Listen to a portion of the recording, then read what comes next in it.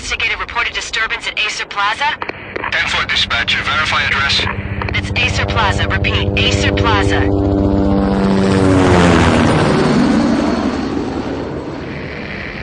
Shots fired on the rooftop. An assault in progress at Acer Plaza. Repeat, an assault in progress.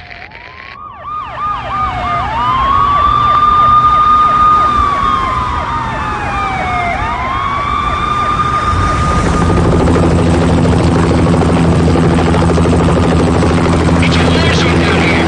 1085 dispatcher. Need additional units. Additional units now. Officer in danger. Officer in danger. 10-5, please repeat. 10-5, all units, emergency. Officer in danger, Acer Plaza. Repeat, Acer Plaza, all units. They were all dead. The final gunshot was an exclamation mark to everything that had led to this point. I released my finger from the trigger, and then it was over. To make any kind of sense of it, I need to go back 3 years. Back to the night the pain started.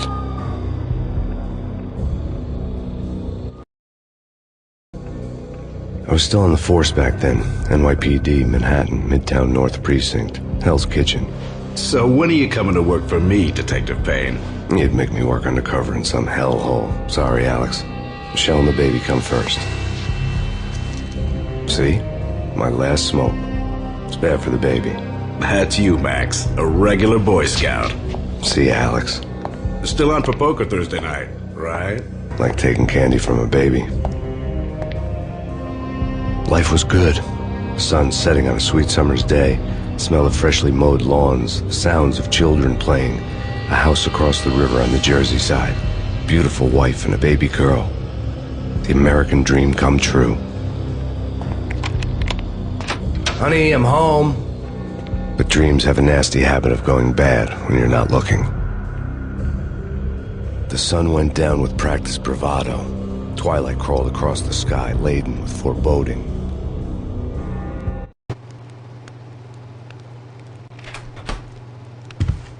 Michelle, honey, anybody home? I didn't like the way the show started. They'd given me the best seat in the house, front row center.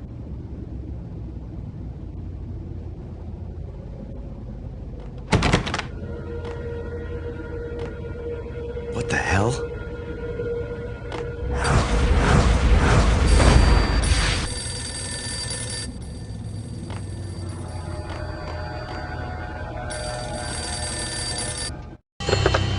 Listen, someone's broken into my house. Call 911. Is this the Payne residence? Yes, someone's broken into my house. They're still here. You have to... Good. I'm afraid I cannot help you. Who is this? Hello?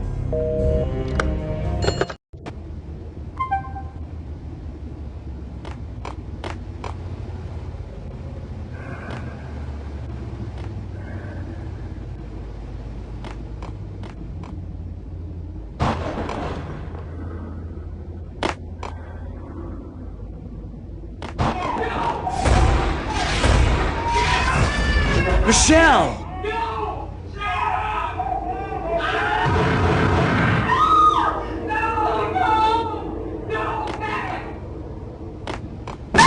Michelle! Please!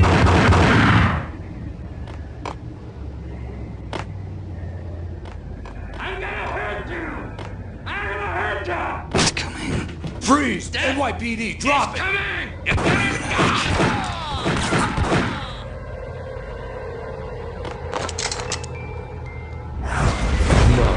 No, please, God, no.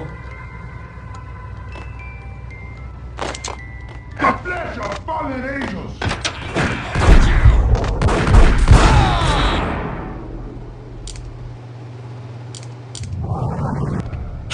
No, God, no, please, Michelle. Oh, baby.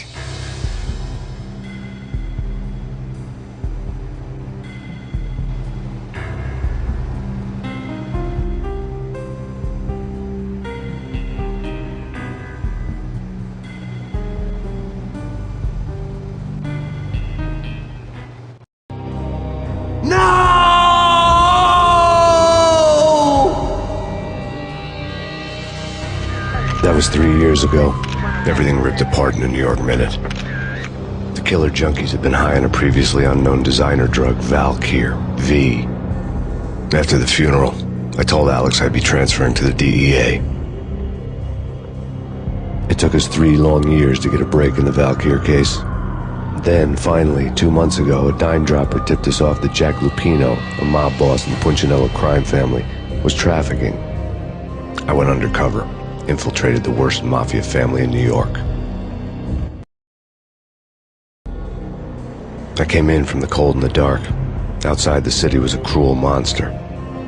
I've been slowly working my way from the small time to the big fish, trying to get to the source of the drug. Alex and BB were my only contacts in the DEA, the only ones in this decrepit city who knew I was down here. BB here. Something urgent has come up with Jack Lupino. You need to meet with Alex immediately at the Roscoe Street station. I hadn't had a face-to-face with Alex since I'd gone undercover. Outside, the mercury was falling fast. It was colder than the devil's heart, raining ice pitchforks as if the heavens were ready to fall. Everyone was running for shelter like there was no tomorrow. It didn't get any better when I got to the subway. The feeling hit me like a point-blank shot straight in the face. Something was not right about this. My Beretta stirred nervously under my coat, but the train doors had already shut behind me, and I was in for the ride. Next stop, Roscoe Street Station, and Alex.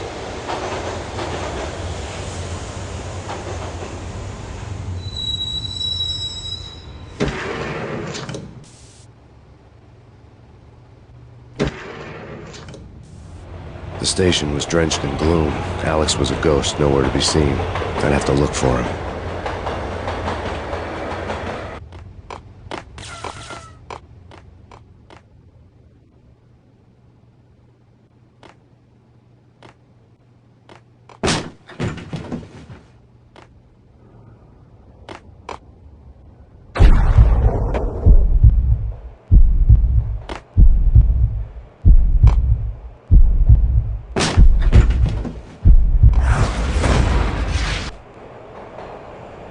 Death was in the air at Roscoe Street. I'd have to find Alex fast.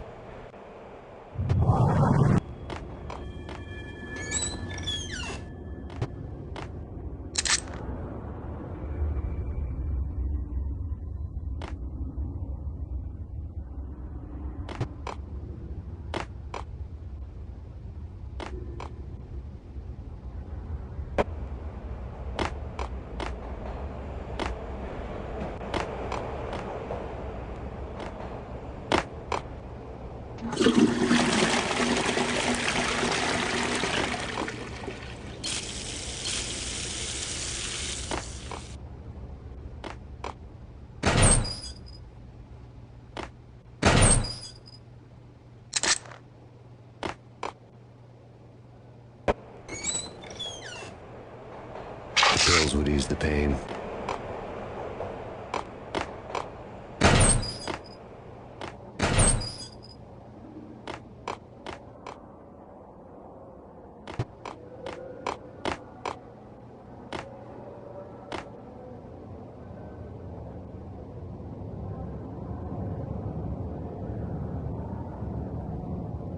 Hold it!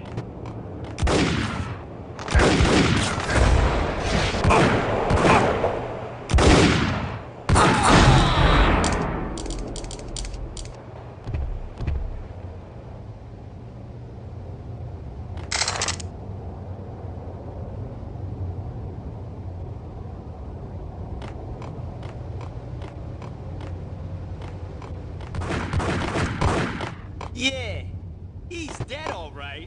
Hey, it's me you're talking to.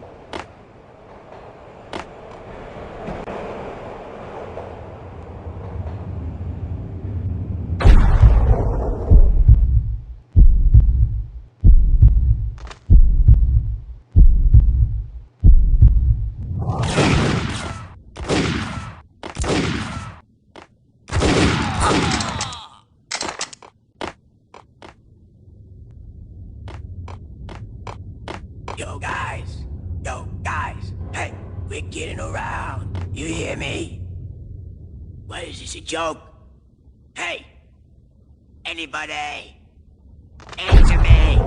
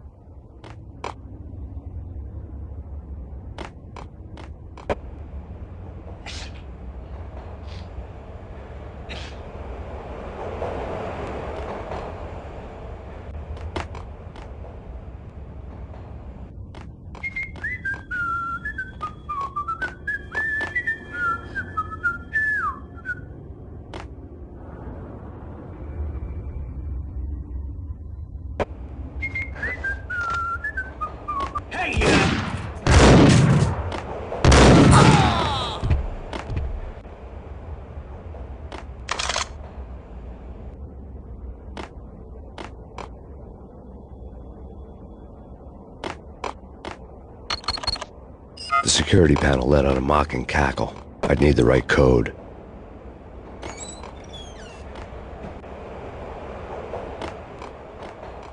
You're asking for it.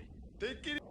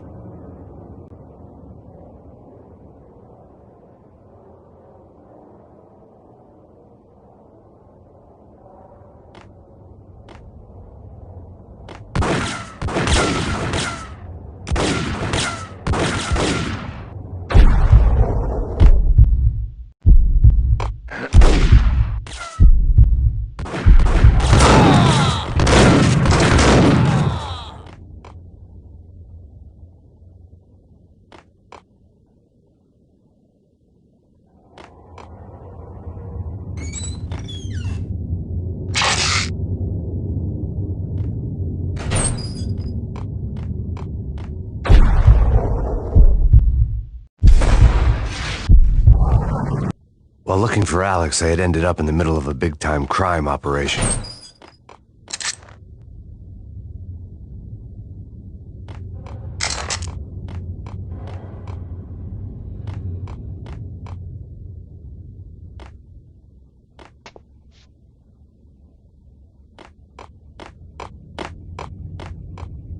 Hitting Roscoe Bank ain't exactly keeping me down.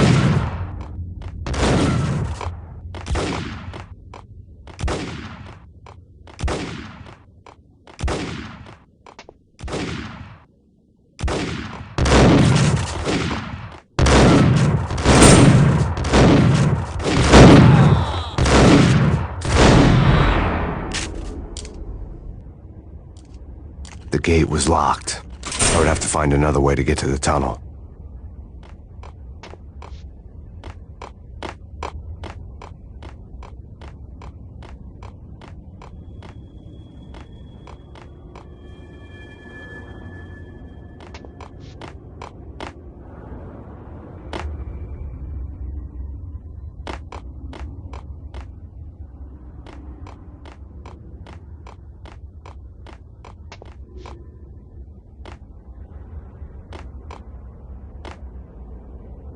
It's a goodbye,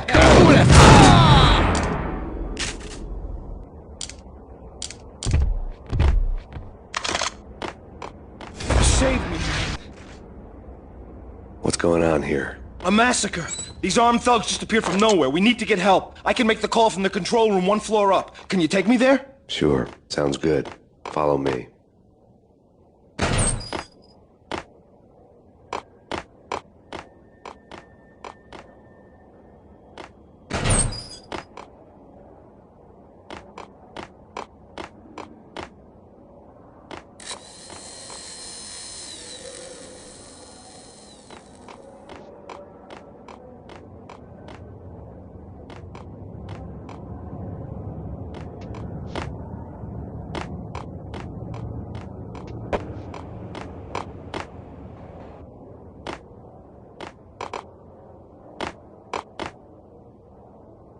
Home free. This way. Hey, go!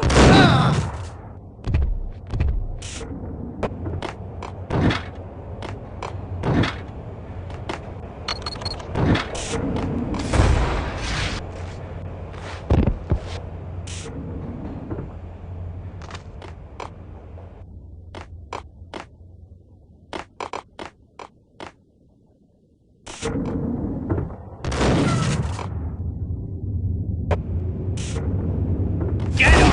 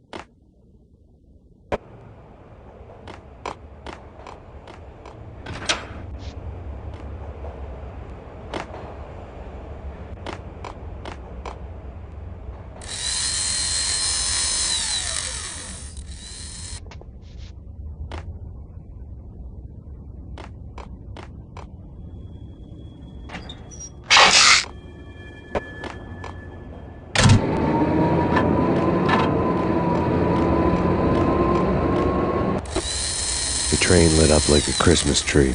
The power was back on.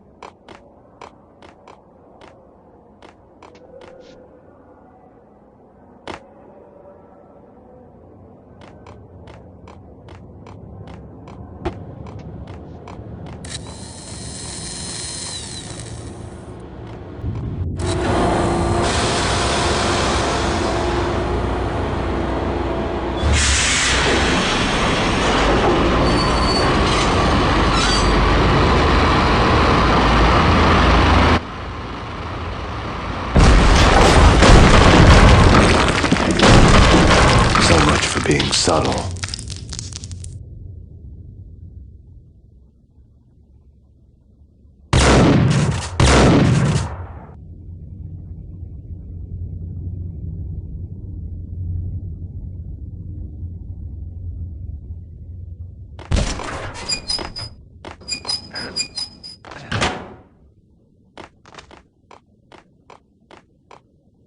What the hell?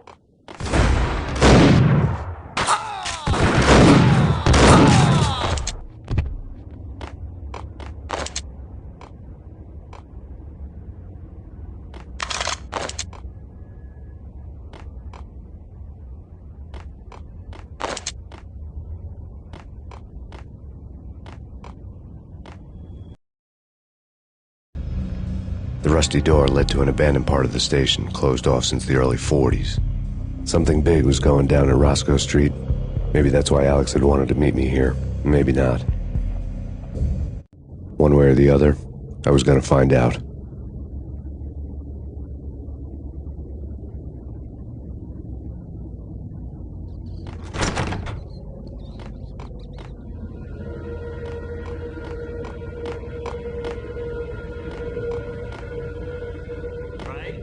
Right.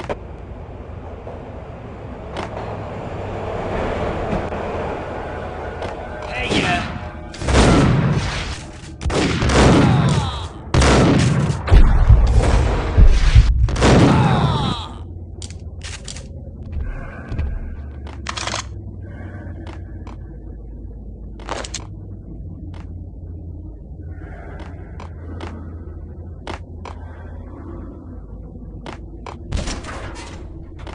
Hey,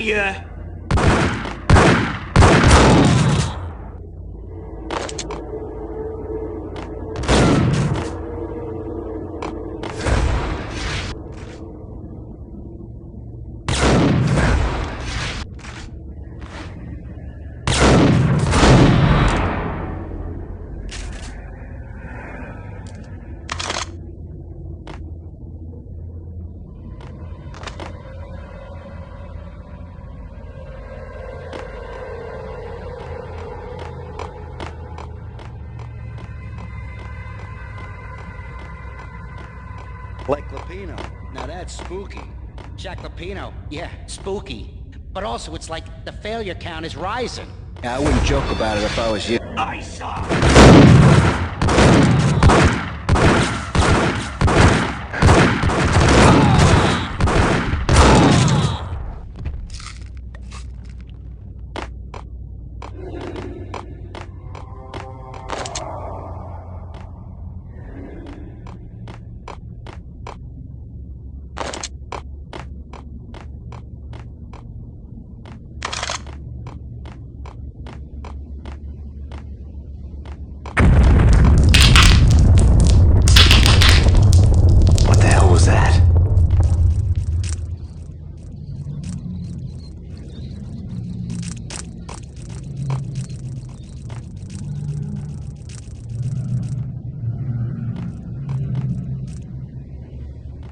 done here. Give me the detonator. What are you talking about? The detonator. I thought you'd bring it. Whack him!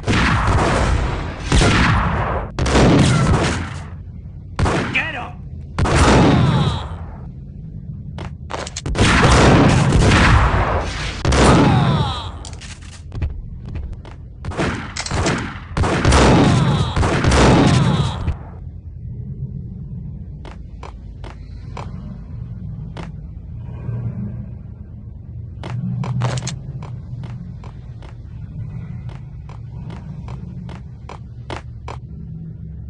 The door had been welded shut ages ago and the bomb was missing a detonator.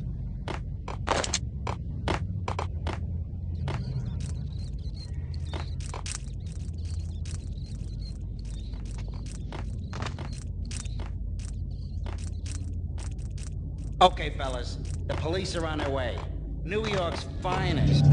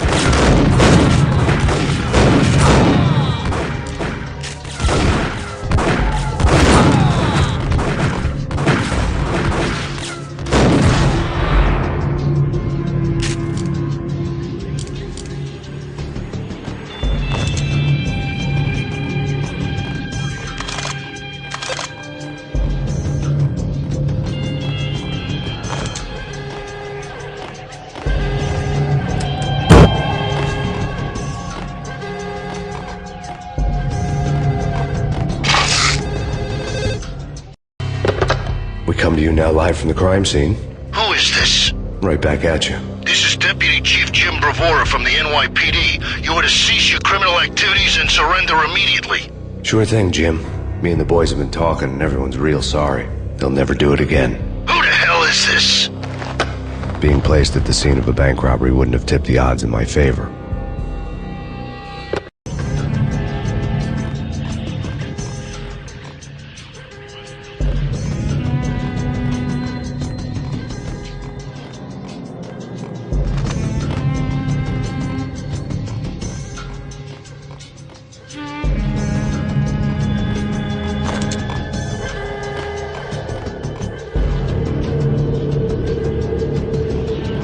The bank robber's score lay on the table.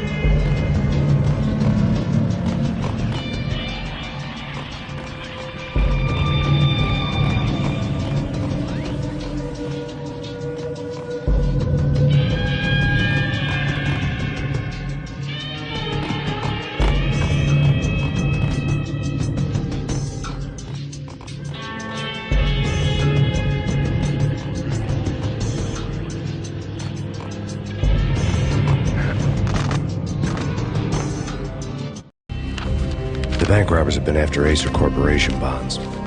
The Acer success story had recently been on every channel and on the cover of every magazine.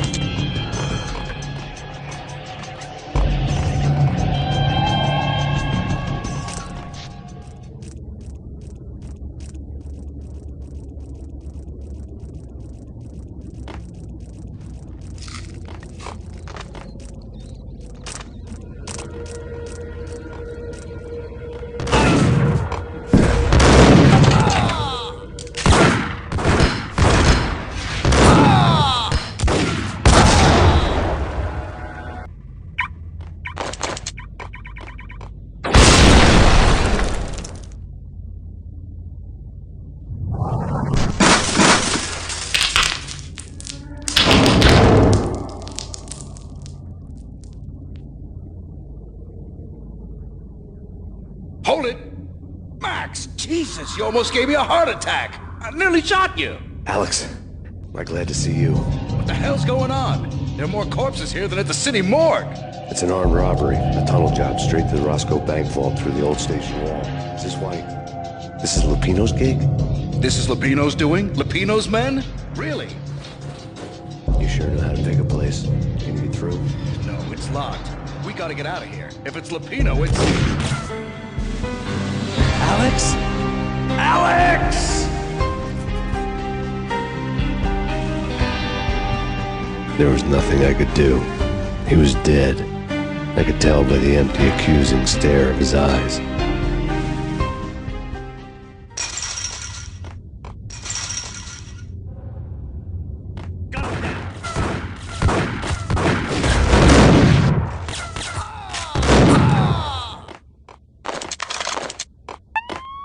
Let's get the hell out of here! We'll be fine.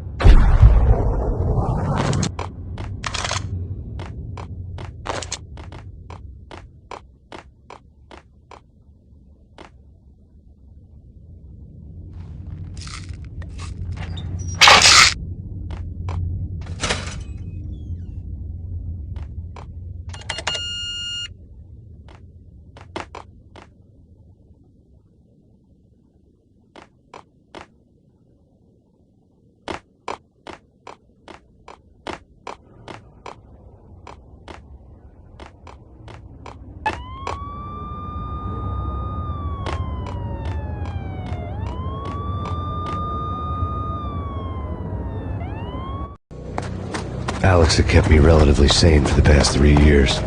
Now I didn't know how I felt. Somehow he had stumbled upon something big and ended up stepping on Jack Lupino's toes. Lupino ran his racket of sex, drugs, and contract killings from a sleazy hotel in a slum block of tenements. The NYPD was closing in. I could hear the sirens. Their wail was a crescendo. Lupino thought he could get us by taking Alex out and leaving me to take the fall for it. All he had gotten was my attention. I went for the hotel first. It was a sad old thing with flickering lamps and faded colors, cheap mobster punks and tired-eyed prostitutes. I walked straight in, playing at Bogart, like I'd done 100 times before. The place was run by a couple of murdering mobsters with shark smiles. The Finito brothers. Ladies and gentlemen, it's the pain in the butt. Pain to the max. You're killing me. Did you make that up yourselves, or you get some wino downstairs to come up with it? Don't answer that. A rhetorical question. I got something for the boss. Lupino around? That kind of depends on who's asking. A friend or a junk squad plan. Don't answer. It's one of them, how do you put it, rhetorical questions. Lupino ain't here, but he said bye. Lupino wasn't in his cheap hotel. Instead, I ran into the Finito brothers. Lupino. My cover had been blown. The door slammed shut behind me. And then I was dodging bullets like raindrops. Pain in the butt. Ha ha! Pain to the max. Junk squad pig. Got a ticket to Marble City for you. Eat first and lying down. Bring it in.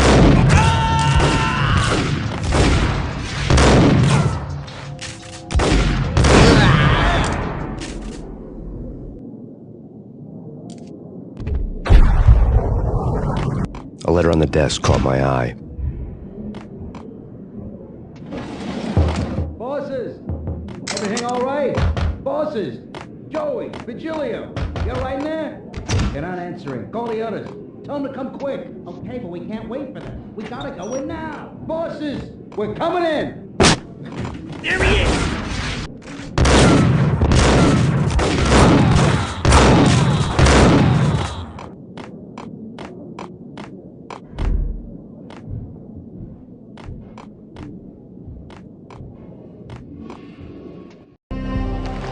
I had met Lupino only once. The gangster ran all his rackets through his right-hand man, Vinny Gagniti. Gognitti was a high-strung whiner on the verge of breaking apart, like an overamped Energizer bunny. He had the brains to run the business, but he lacked the balls, always falling short, taking his frustration out on underage addicts and call girls. The V deal goes down at your hotel. Jack's exact words, quote, "Vinny, you're in charge of this one," unquote. Rico Muerte's coming to see it through. Anything goes wrong and everybody's gonna get dead. Goes double for you. Treat this guy real good. Anything he wants, you give him. Don't screw this up or you're finito, finitos. A V deal meant added security, locked doors, and lots of nervous thugs with itchy trigger fingers. I'd seen nothing coming in, but that didn't mean it hadn't been there. Rico Muerte was a regular Kaiser Soze, a spook story told to keep the apes in line. 313. The Finitos had scribbled Muerte's room number on the note's margin.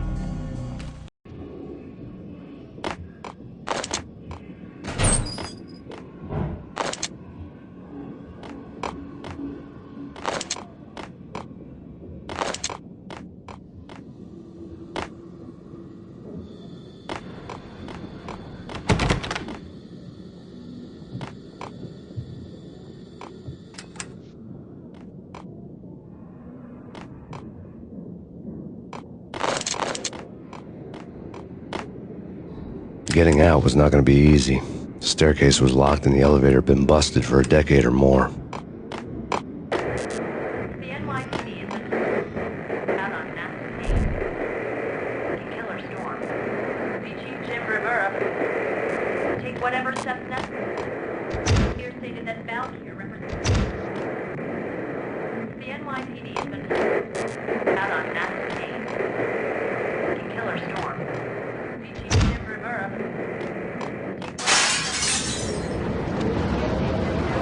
Yeah, something's wrong with the bosses. Payne's there and they're not answering. Let's go already. Payne's gonna pay in spades.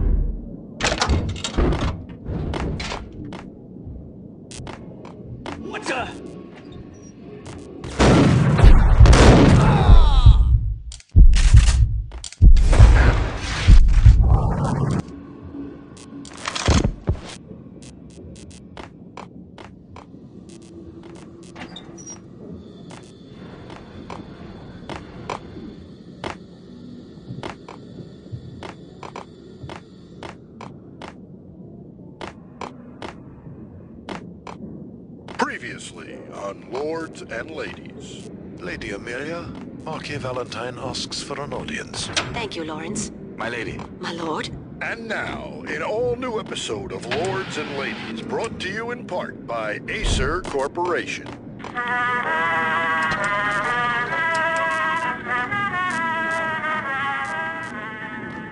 My lady. My lord. My lady, there is a matter of great importance I must bring to your attention. My lord, there is? Indeed, my lady, there is indeed.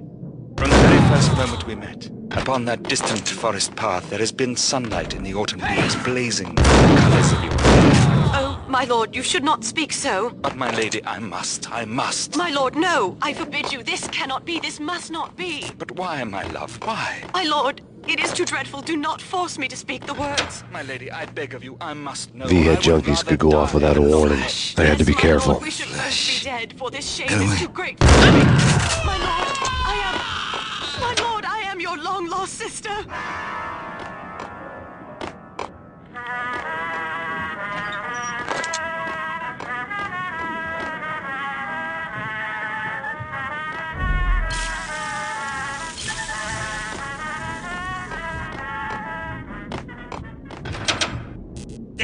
he is!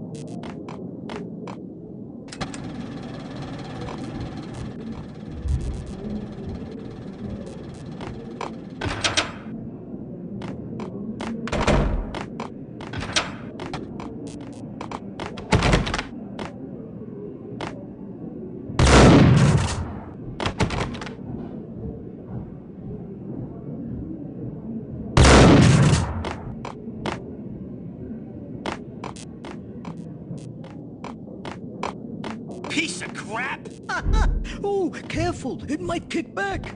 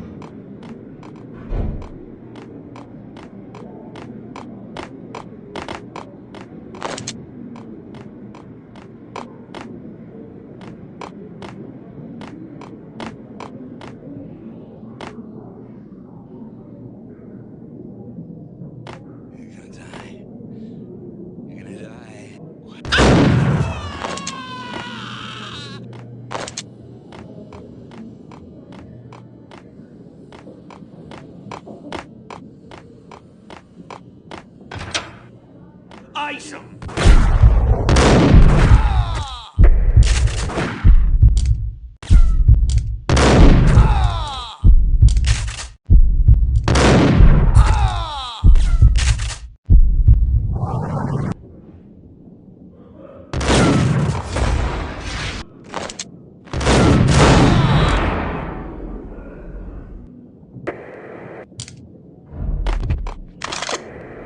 The NYPD is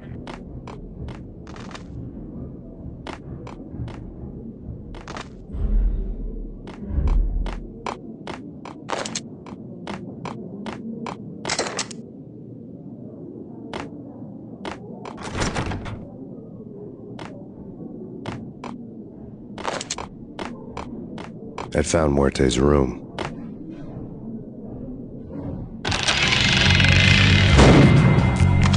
Muerte had received a letter.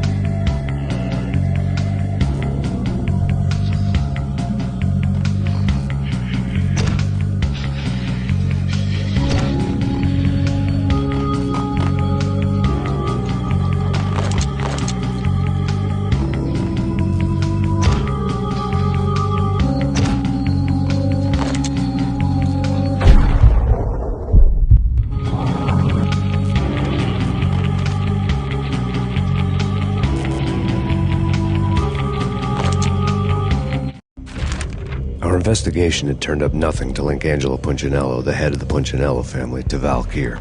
All tracks had ended with Jack Lupino. The letter in Muerte's room was signed by the Don himself. It was the first hint that the Kingpin knew what was brewing inside his syndicate. The trouble you got into after the Chicago screw-up. The Punchinello family bailed you out. You have been waiting for a chance to pay us back. One of our trusted boys has a monkey the size of King Kong on his back. We need your special skills for backup on a major deal. Collecting evidence had gotten old a few hundred bullets back. I was already so far past the point of no return I couldn't even remember what it looked like when I had passed it.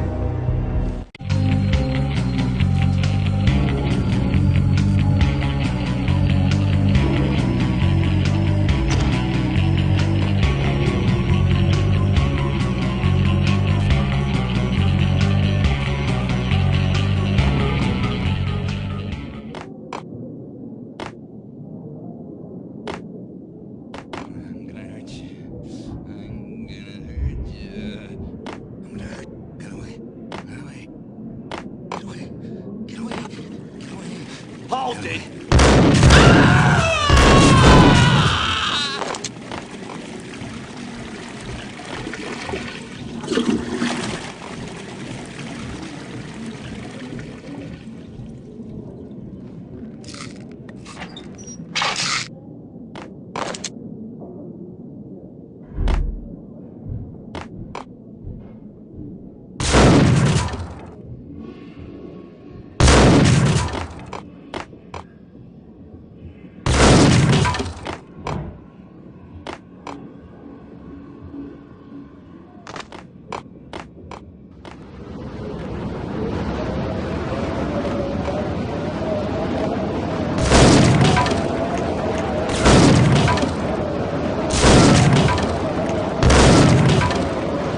I didn't want to know what had happened here. It was not a pretty sight.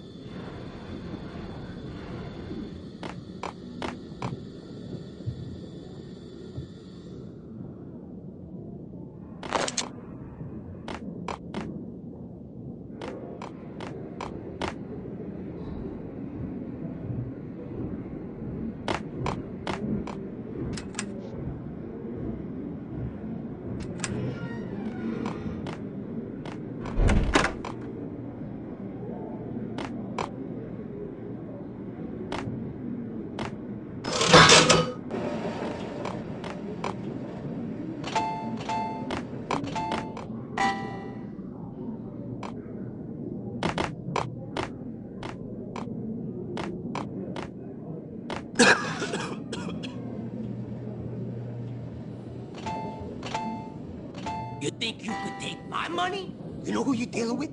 Huh? Do you?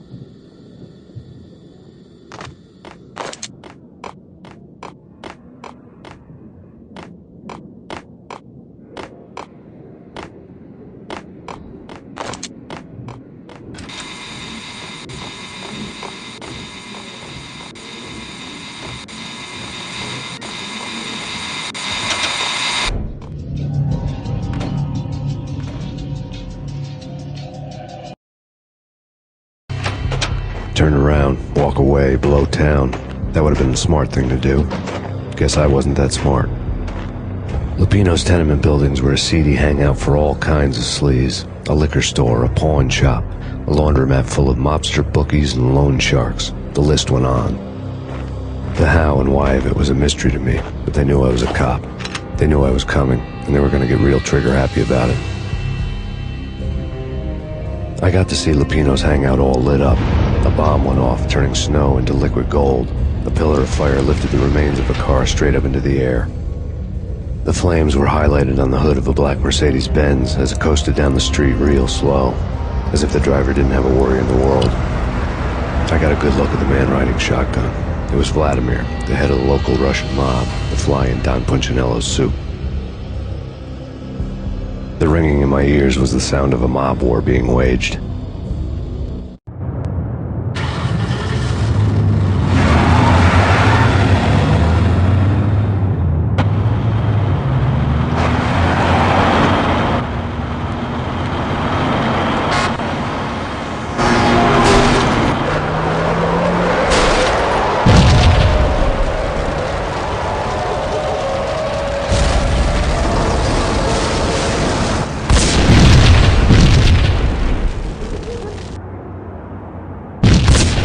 Another bomb exploded inside the closest slum building. It was a lucky break. The goons inside were spooked, but luck always came with a price tag. More bombs could still be ticking inside, and the cops would already be on their way. Jack Lupino's suite was on the top floor. At least it used to be, before the explosive makeover.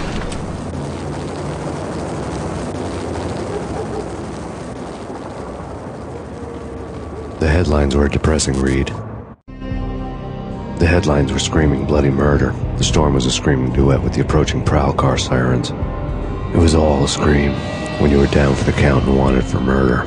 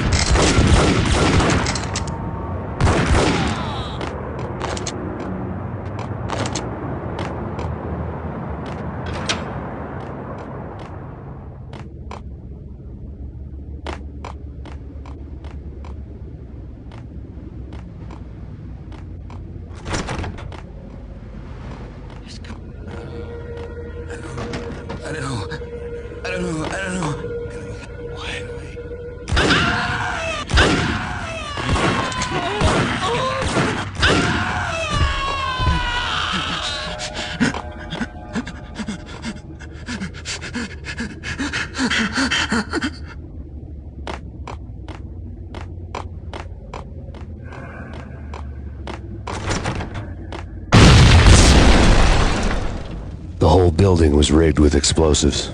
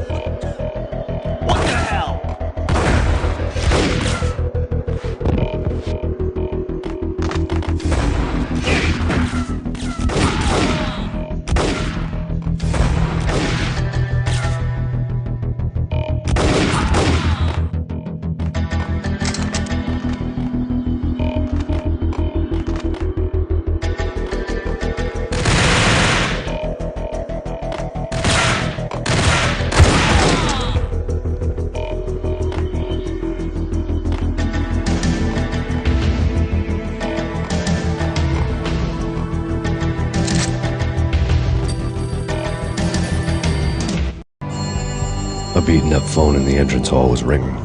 It could have been just a junkie in need of a fix, but it turned out to be something more sinister than that. Am I speaking to Mr. Payne? Who wants to know? My name is Alfred Wooden. You must hurry. The police are on their way. Tell me something I don't know. They know you're there. How? And what's it to you? I will contact you again. The cops arrived, sirens singing in the off-key harmony of a manic-depressive choir. I had a few minutes while the SWAT team would go through their usual routine. By the time they busted in, I needed to be long gone. Max Payne, this is Deputy Chief Jim Bravura from the NYPD. Drop your weapons and come out with your hands above your head.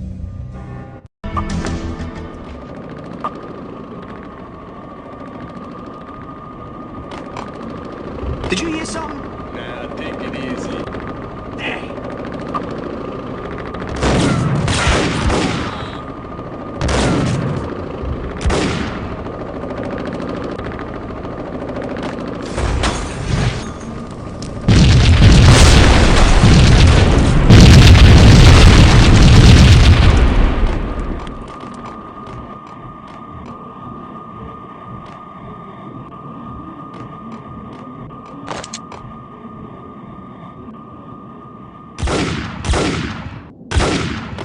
Someone had left a letter on the counter.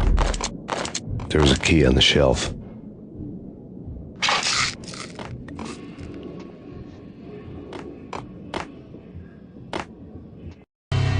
Suddenly it all made sense. The bombs, the Russian mob boss making an appearance in person. Gagniti was his usual self, all talk and no walk. After our hit, the Russian has only a couple of guns left, and they can be bought. There's no freaking way he has the guts to try anything after that. As it turned out, the Russian had plenty of guts. One thing you could count on, you push a man too far and sooner or later he'd start pushing back. Max Payne, this is your final warning. Surrender or we'll be forced to take action. Don't... Hey!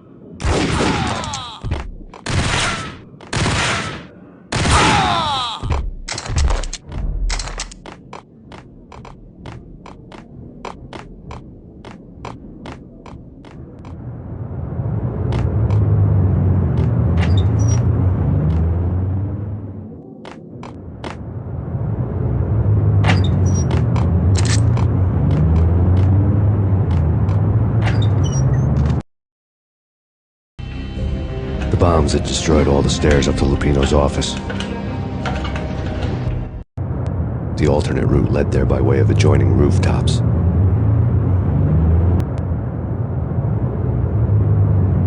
It's never been this cold. Never ever. It's like the sky's falling. Yes, sir. It's the end of the world as we know it. And I don't feel fine. I don't feel anything. Not a thing. I'm freezing my butt off.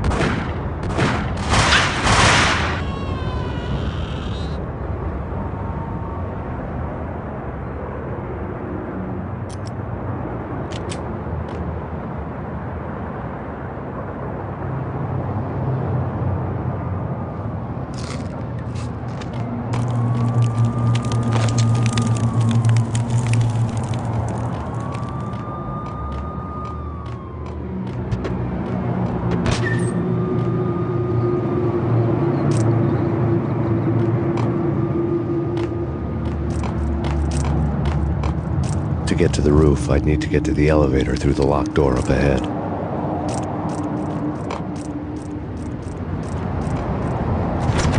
Pizza delivery. Never seen you before. Buzz off, Joker.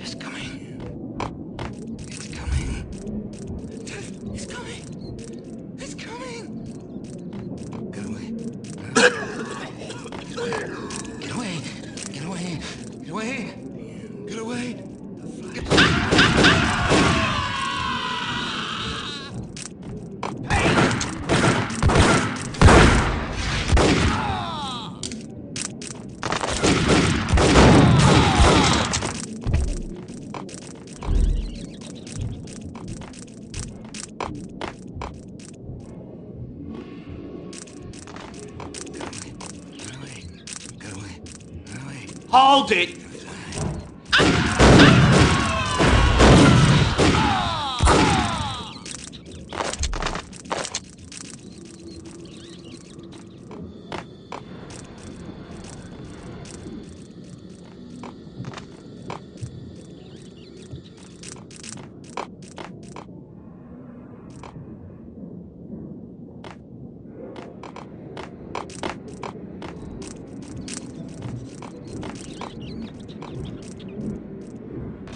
No, don't shoot. You know the clowns at the laundry? Me? No. You're no good to me then. What? No, the laundry, yeah. I know him, yeah. Get me in there. Okay.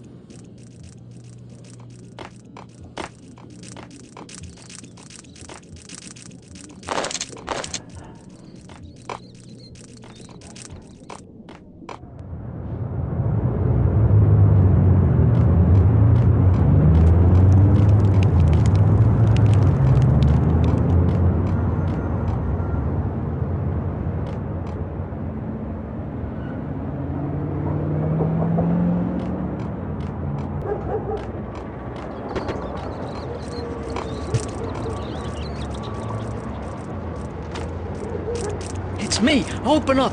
Let me in, quick. Not so fast. The password. John who?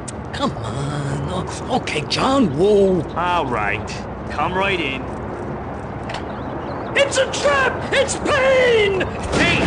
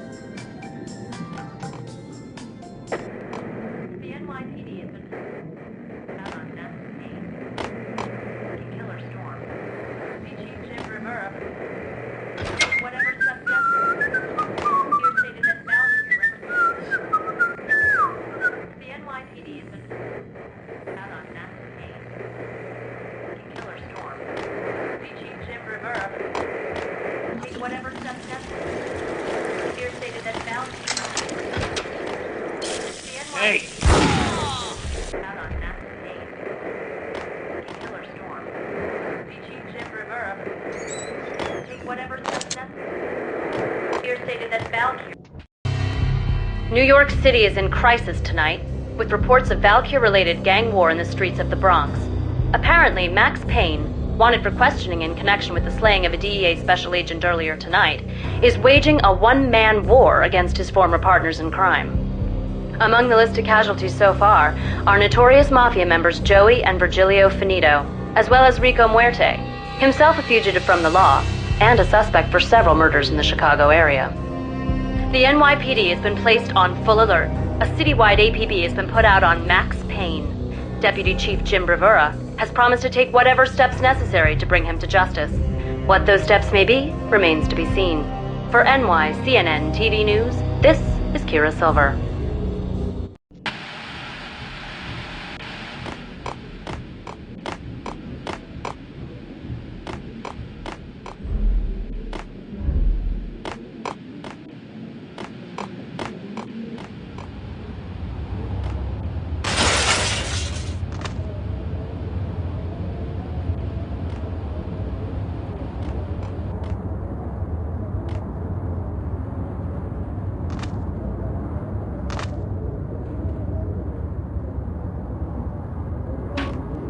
This week on Address Unknown.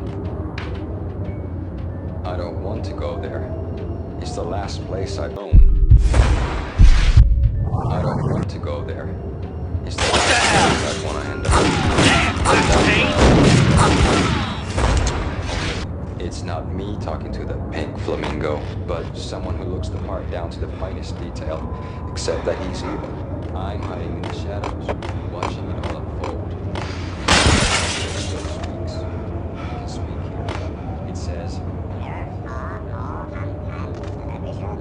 That's mirrors are more fun than television. Somehow I know this, just don't ask me now. And I, not me, I'm a double.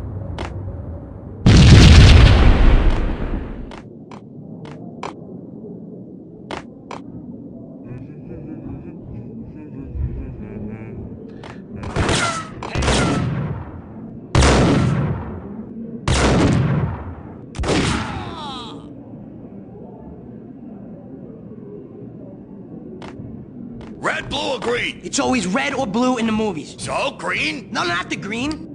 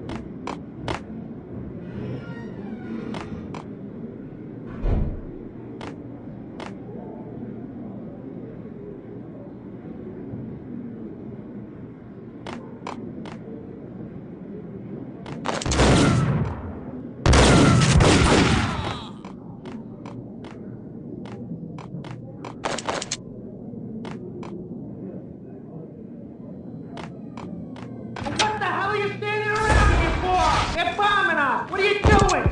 You're doing nothing! What are you doing? This is war! Freaking war!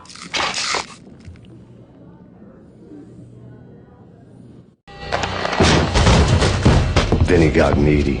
Just the man I've been killing to see. Payne? Freaking fed! I knew from day one there was something screwy about you. What do you think you're doing? You're a freaking cop. You ain't got squat on us. You can't just come in here waving your piece like it meant something. Yeah! Oh my God! Oh God, you shot me! Ah! You're dead, Payne! What the hell are you waiting for, you apes? Kill him! Kill him! With pleasure, boss. Got needy bailed. I made like Chow Yun Fat.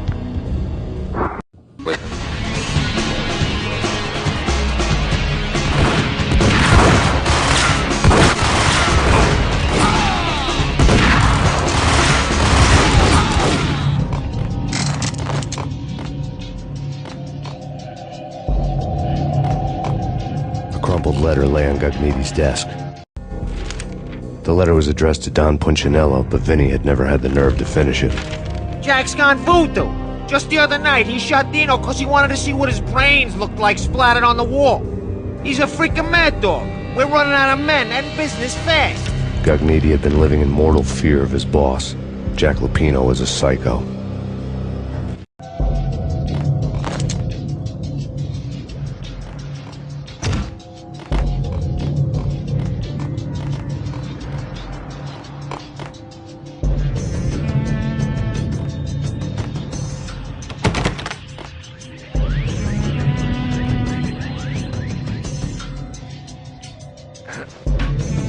Vinny Gugneedy was running scared.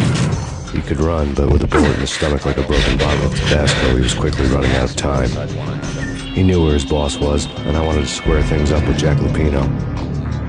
Gugneedy would be moving fast. I don't know about angels, but it's fear that gives men wings.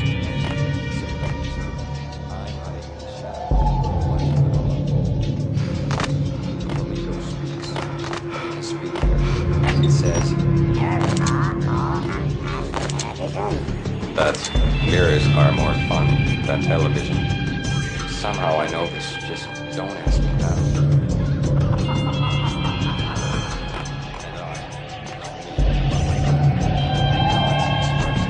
Like it was the funniest thing in the world. And then something goes wrong. And suddenly they know I'm there, hiding behind them, and they both turn to look at me with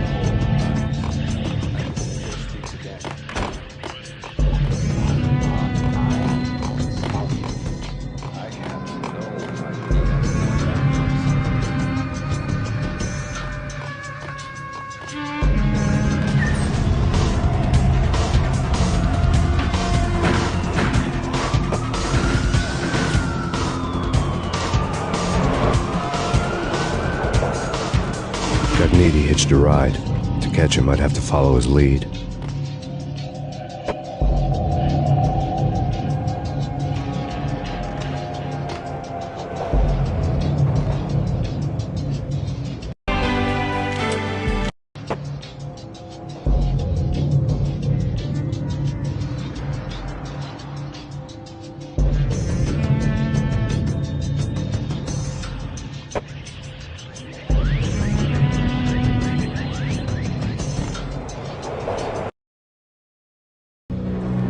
This was my second train ride of the night. The way it started didn't promise anything better than the last one. Freezing wind tearing at my face like sandpaper and razors, ice hard and slick under my hands and feet. And somewhere in the background, the wail of sirens, the city howling after me. New York sped by in fast forward. Dark rooftop water towers and a dead forest of antennas and chimneys, all a blur. When the train he was riding slowed down, Cogniti made his move.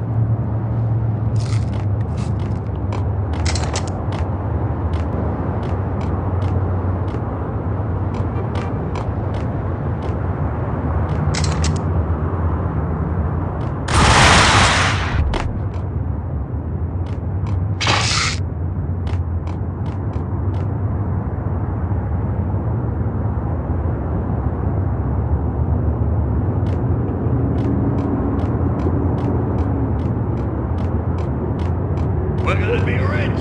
Freaking rich. Even richer than that, wise guy. Freaking rich.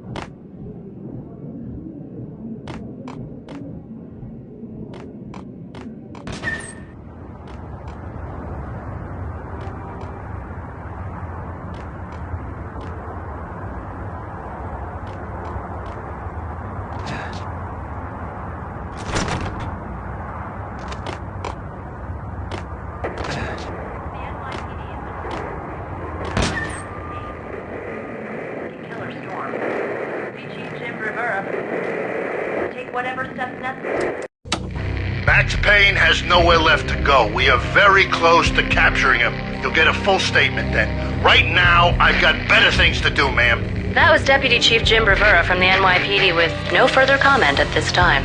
Apart from his suspicious food habits, I figured Bravura to be one of the good guys. Fate had just dropped us on different sides in this. But when it came to capturing me, he was way out of his league. I had already ditched the cops a couple of rooftops back. For now.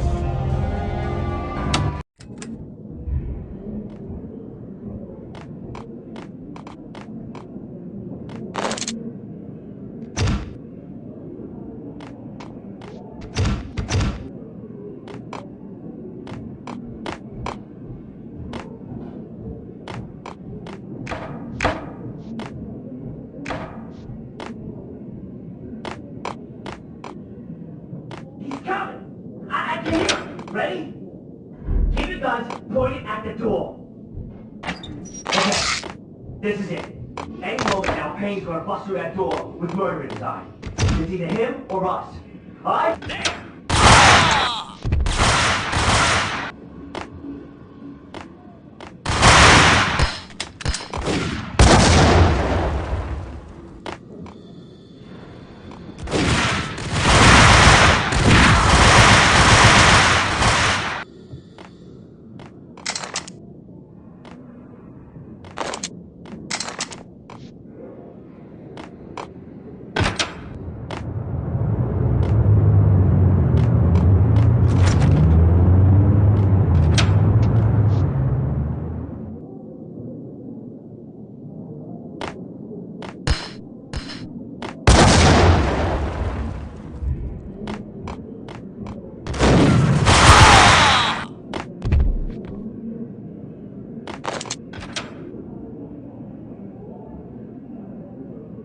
God damn it! Payne! I'll kill you, you lousy freaking cop!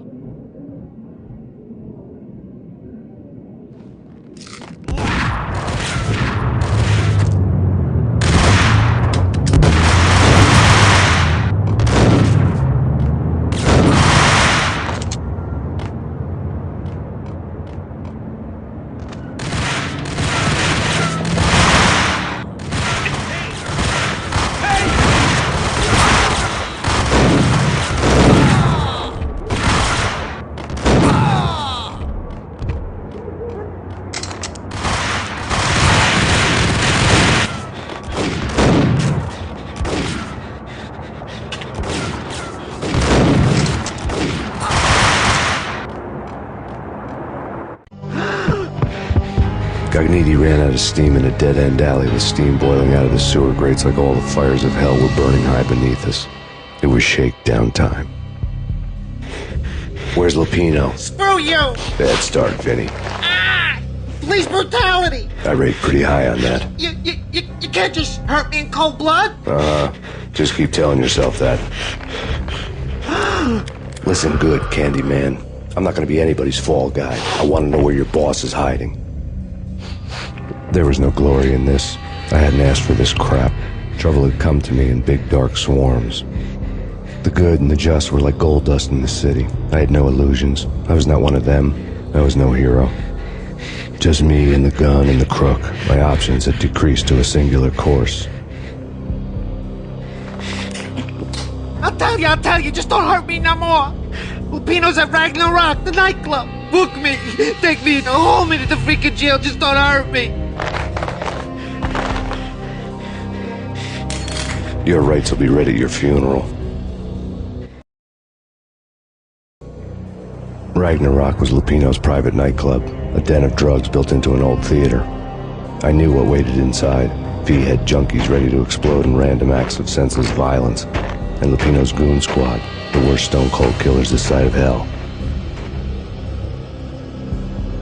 Ragnarok was as inviting as a headache, flickering and flashing to a machine gun beat. The belly of the nightclub was a gothic theme park that began with bondage games and led to the nasty stuff from there. As subtle with its dark message as a cop-killer bullet through the heart.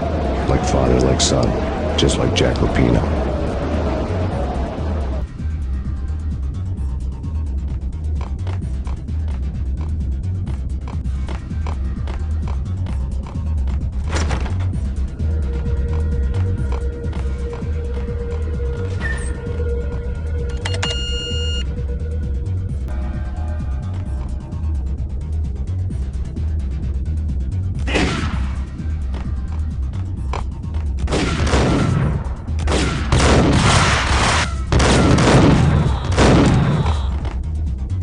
Had never been a bestseller. Given the setting, I was surprised to find that somebody had been passing time reading. The paperback was entitled The Age of Murder and Storm. The blurb on the back mentioned Norse mythos and Ragnarok, the end of a Viking world with a terrible winter that covered the earth in ice, when vile crimes were rampant and all humanity lost. I could see how somebody impressionable might get it into their head that we were at the end of time. I was also beginning to see what the nightclub and its owner were all about.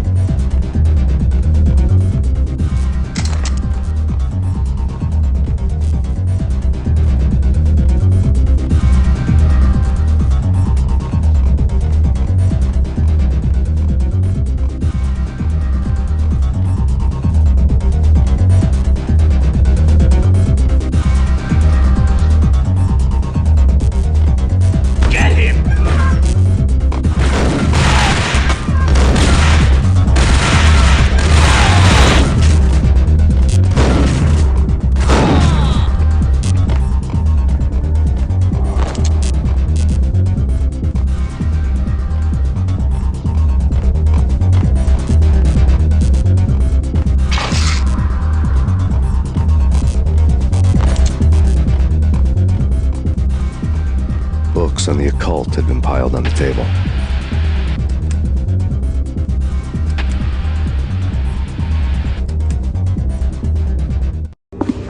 The room was stacked with light reading, such as Necronomicon, Witchcraft, and Paradise Lost. Old exotic titles like Malleus Maleficarum and De Umbrarum Reini Novum Portus. Books with pentagrams on their covers, all dealing with the occult and the infernal, lying between stacks of horror videos and a couple of Ouija boards. The only thing I could take seriously was the thought of Lupino taking it seriously. He had been spending a lot of time getting intimate with the guy downstairs.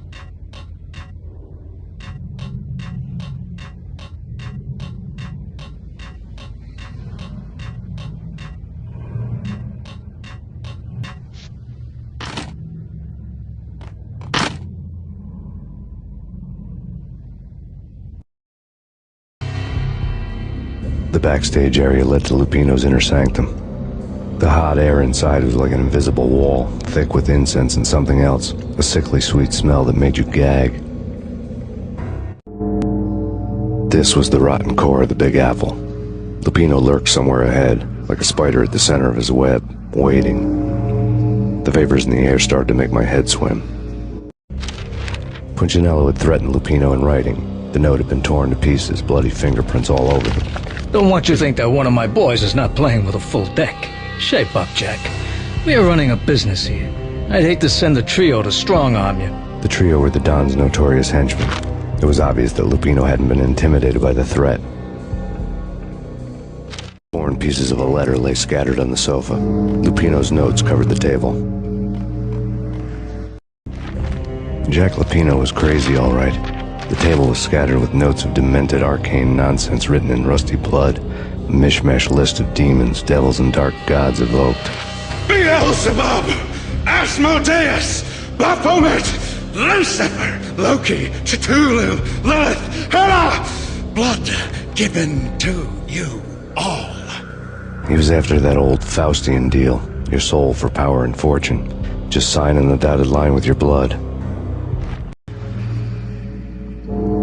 Lupino's notebook lay on the pedestal. Jack Lupino was crazy, all right. Mythic wolves, let loose to devour the sun and the moon. Lupino is the wolf. I'm Mr. Beast, the big bad Fenris wolf. I'm the end of the world man, wearing the flesh of fallen angels. After Y2K, the end of the world had become a cliché. But who was I to talk? A brooding underdog avenger alone against an empire of evil, out to right a grave injustice. Everything was subjective. There were only personal apocalypses. Nothing is a cliché when it's happening to you.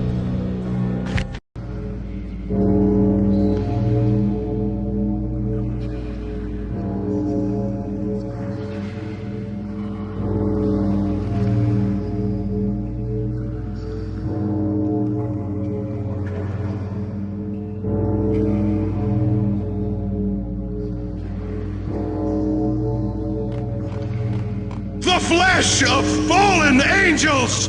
Come to me all! Astaroth, Beelzebub, Asmodeus, Baphomet, Lucifer, Loki, Satan, Cthulhu, Lilith, Hela! Blood to you all! Secret. I've seen it. The corruption of flesh.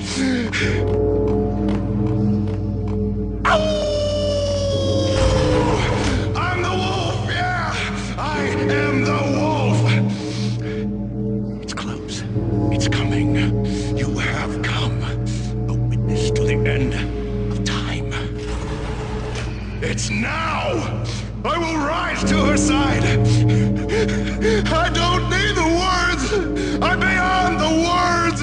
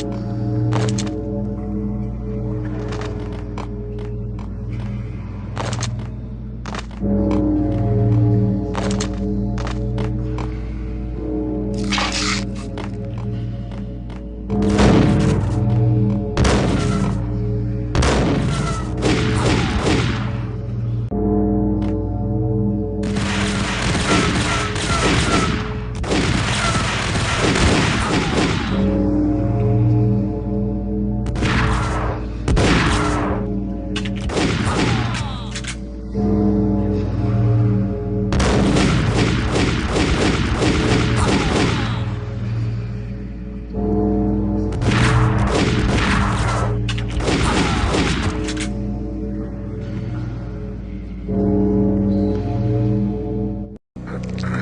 had known there'd have to be a catch in it somewhere, and this one was the Empire State Building of catches. Lupino was pumped up and dying to go 15 rounds with a mutant alligator. And then he started this spooky monkey talk, straight from a bad dream. Mine. I have tasted the flesh of fallen angels. I've tasted the devil's green blood. It runs in my veins. I've seen beyond a world of skin, the architecture of blood and bow and arrow. Death is coming! She is coming, and hell follows with her. This is the twilight winter. I am ready to be her son. Her time is now, and all who stand in her way must die!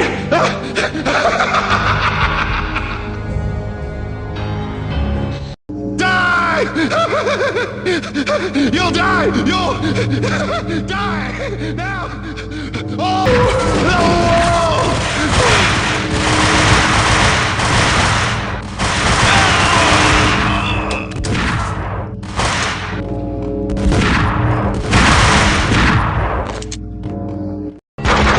When Lupino finally went down, I wanted to make real sure he'd stay that way. V was a bad monster. Turned them into friggin' zombie demons from outer space. I think he's dead already. Huh? And that's when it happened. But dead or not, you've got the wrong guy. In stepped this knockout femme fatale holding a gun to my face. I returned the favor. Lisa Punchinello. Lisa Punchinello was the Don's wife. Mona Sachs. Lisa's evil twin. Your safety's off, evil twin. You might hurt someone with that gun of yours. Lisa's the damsel in distress. I'm the professional. I'd blow you away without batting an eye. Sure, and you can check out my credentials splattered all over this joint. Jack couldn't have framed you. Not the state he was in. We're after the same slime bag. Angelo Punchinello's the one who murdered your friend and framed you with it. You know this for a fact? I've got my sources. I don't have a clue these days. I just shoot them as they come. Who put a contract on the Archfiend? This one's mine. I hate the guts of that sadistic wife-beater. Why not pool our bullets for this one? I thought you'd never ask. My finger was starting to twitch. How do you like your whiskey? I'm easy, as long as you don't try to slip me a Mickey. You're a real angel, Max. It was good stuff. Tasted sweet as honey going down. Nothing personal. Can't risk you going berserk and getting Lisa killed.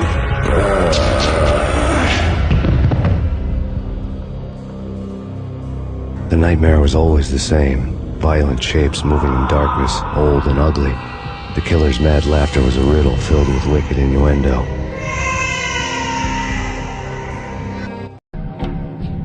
Somewhere, the baby was crying.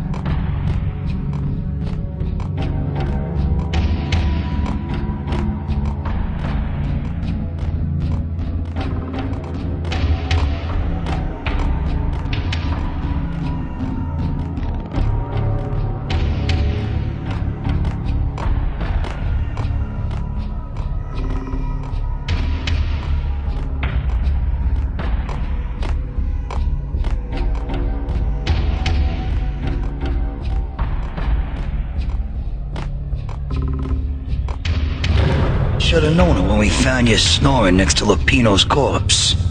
A comedian, huh?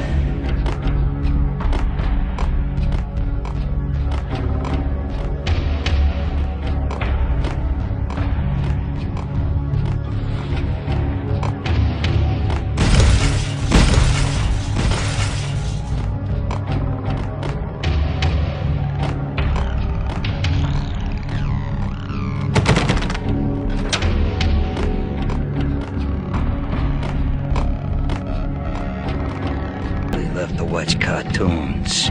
Captain Baseball Bat Boy's my favorite.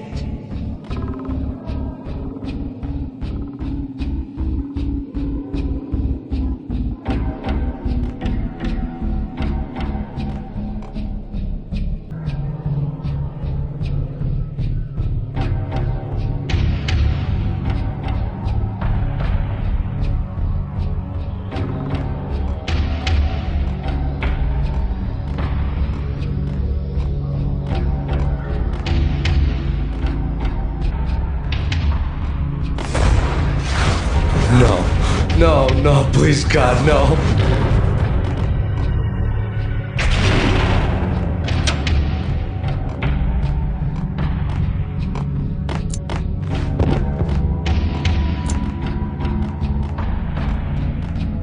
Slice 'em, dice 'em, shoot 'em full of holes, blow 'em to bits, vaporize 'em, disintegrate 'em. No matter what you do, they'll still be back, good as new.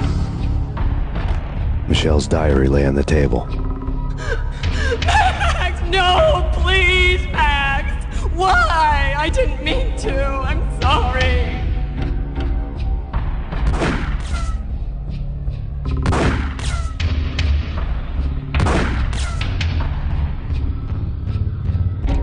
Murderer! You killed her! Nothing like that ever happens in the real world.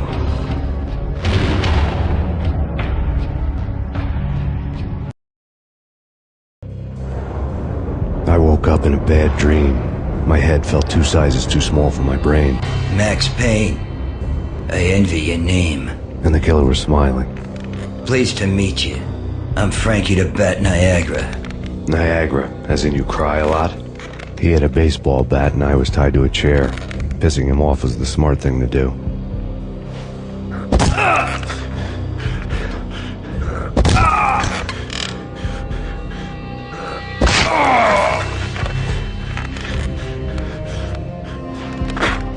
Nothing wrong with a little laugh now and then. Take me, for example. I love to watch cartoons. Cartoon violence is a fascinating thing. Let's take a break. I need to take a leak and maybe grab a cold one at the bar. Don't worry. I'll be back to finish this off. And then, it's checkout time. You play, you pay, you bastard. He swaggered out, and the door clanged shut behind him, locks clicking into place. Everyone makes mistakes. Mine hadn't been to crack jokes about the goon with the bat. He'd have cracked my skull regardless. It hadn't even been to trust a girl with a gun. I had blindly gone after the first bad guy on my hit list when I should have been aiming further up the ladder, at the head of the Punchinello family. I couldn't bring myself to be pissed at Mona. Guess I had a soft spot for her pretty face.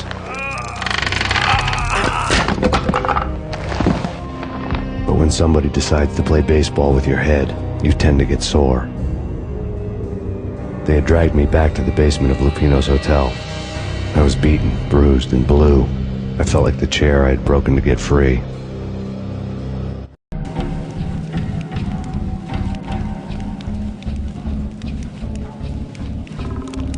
All I had was Niagara's bat, sticky with my own blood. Without a gun, I'd be no match for Frankie's men. I'd have to play hide and seek with them.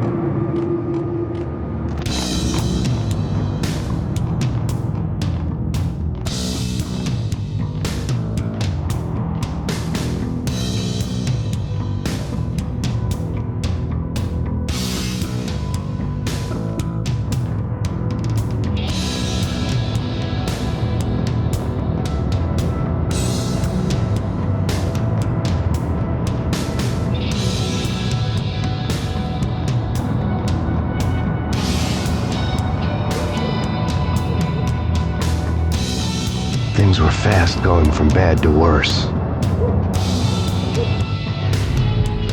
The men in blue had come and gone. They had decorated the place with chalk outlines and tied it together with yellow tape. The cops who had stayed behind were dead. Frankie, his boys, and I had the place all for ourselves.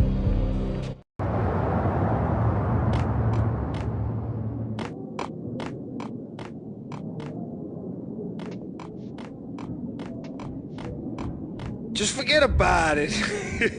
Just forget about it. Hey, just forget about it. That crazy witch, you should have heard her. She was a real scream when the boys caught her trying to cap the Don. Oh, that's friggin' bad. To the trio?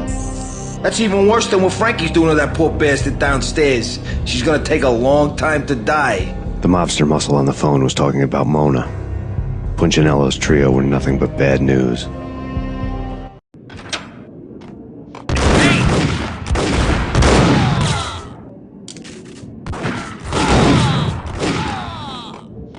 More evidence that Punchinello didn't like me much. The fact remains that all the victims so far identified in the Ragnarok shooting have been known criminals, many of whom had large doses of V in their blood. Reliable sources say that Max Payne was also among those killed, although no body has been recovered at this time. Reliable sources. That meant somebody thought the Mafia had me, didn't want the cops snooping around anymore. The body would be delivered to them barely recognizable. Case closed. Don Punchinello had the power to be that reliable source, which was no news. But his news was old news. Framing me hadn't been enough. Don Punchinello had put a hit on me.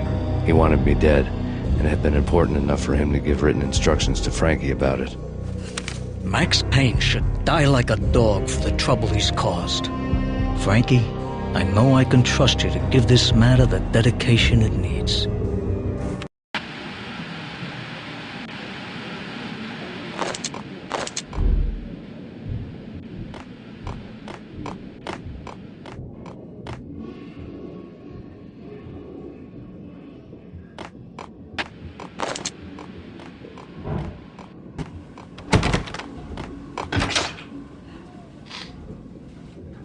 Hold it!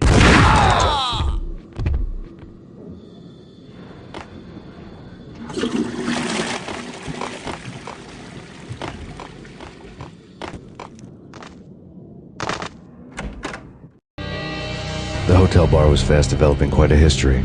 True to his words, Frankie was there, having a beer. Jesus Christ. How the hell did you get loose? Got bored waiting. Thought, what the hell, we could just as well finish this here. Fine by me.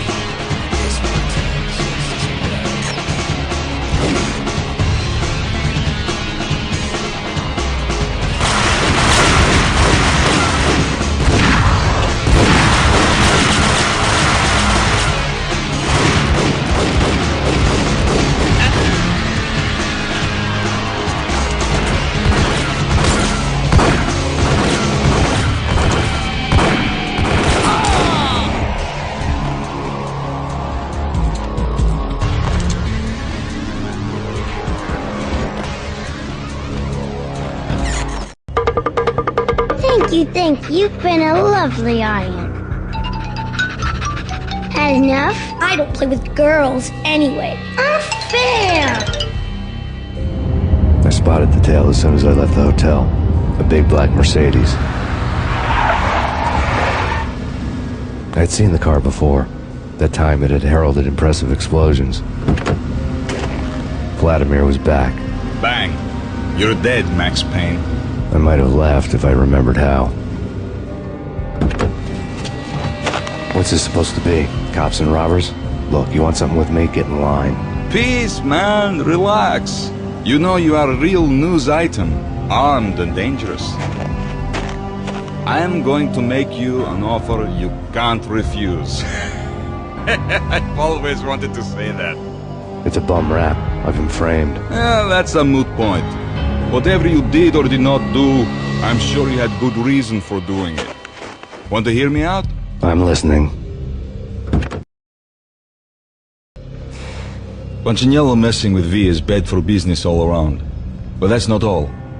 There is this guy, Boris Time, used to pull jobs for me. He's the captain of the cargo ship Charon. Now the bastard turncoat has gone over to the other side, Punchinello's. The ship's loaded with high-res hardware, guns, my business. If Punchinello gets hold of that cargo, he's won and I have lost. And you'll have your work cut out for you. If you want to get to Punchinello, you'll need heavy-duty persuaders. I am just the man to get them for you. Change the ship back under my flag, maybe pop 2 in the Traitor Time's head while you're at it. You'll get enough guns to start the apocalypse. You in or out?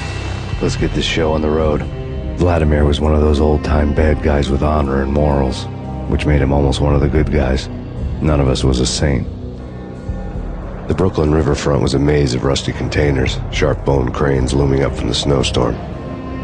On a night like this, you couldn't help but think of the dark army of dead men sleeping with the fishes, cement shoes in line.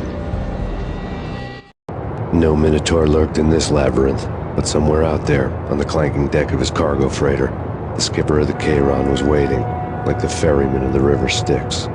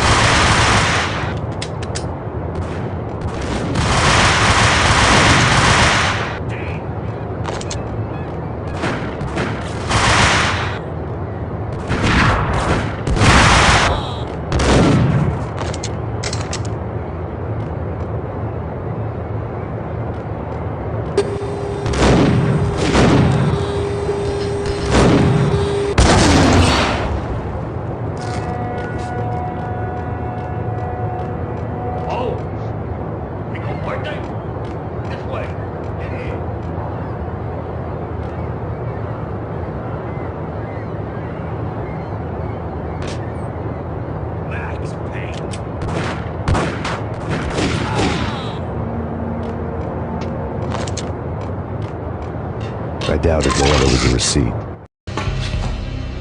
Rico Muerte had come to town to do more than just sort out family troubles. Exhibits number 1, 2, and 3. A briefcase of money, a sniper rifle, and an envelope with one word neatly printed on a folded piece of expensive paper. Mayor.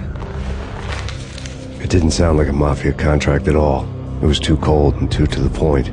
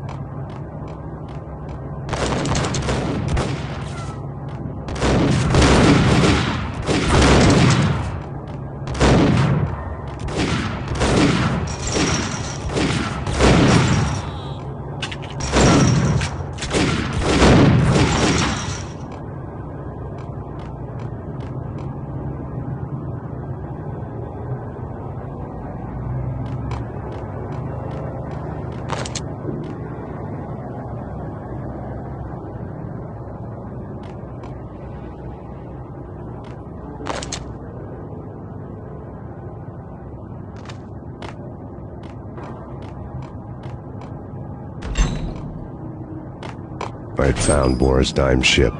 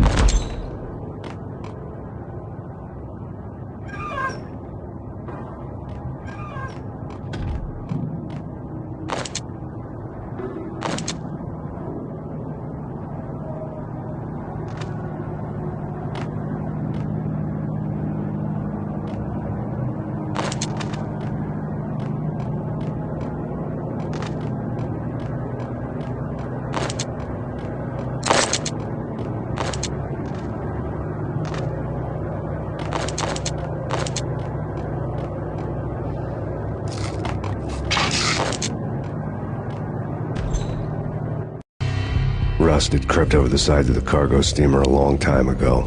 Boris Dime would be on board. I'd have to smoke half of his crew to even get near the gangplank. The guns were probably being kept in the hold, buried amidst the rats and oily water.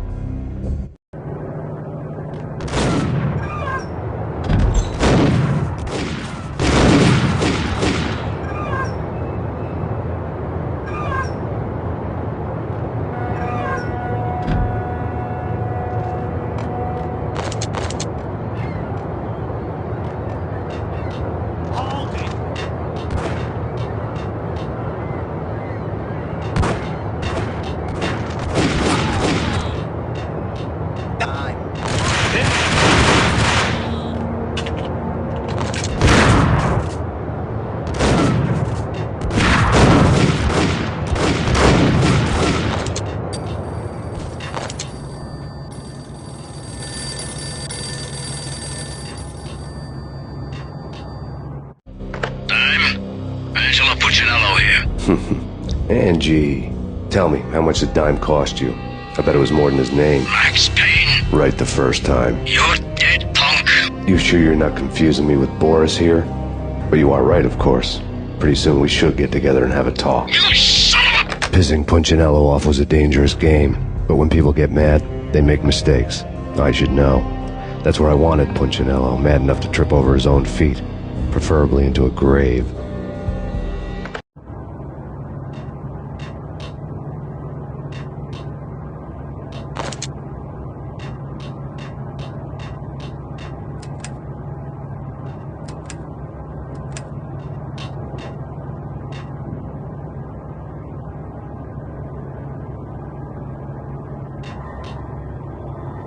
Dime! Dime!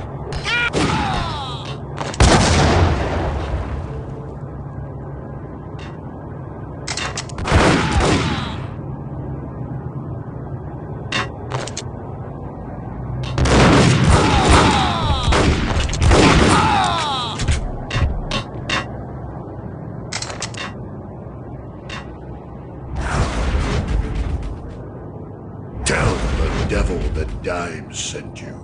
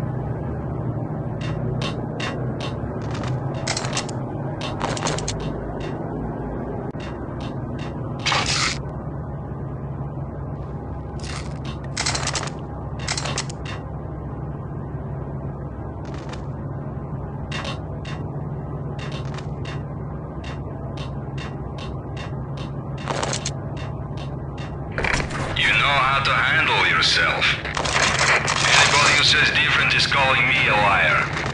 Glad that you're here. Collect all the guns and ammo you want. Meet me on the bridge afterwards.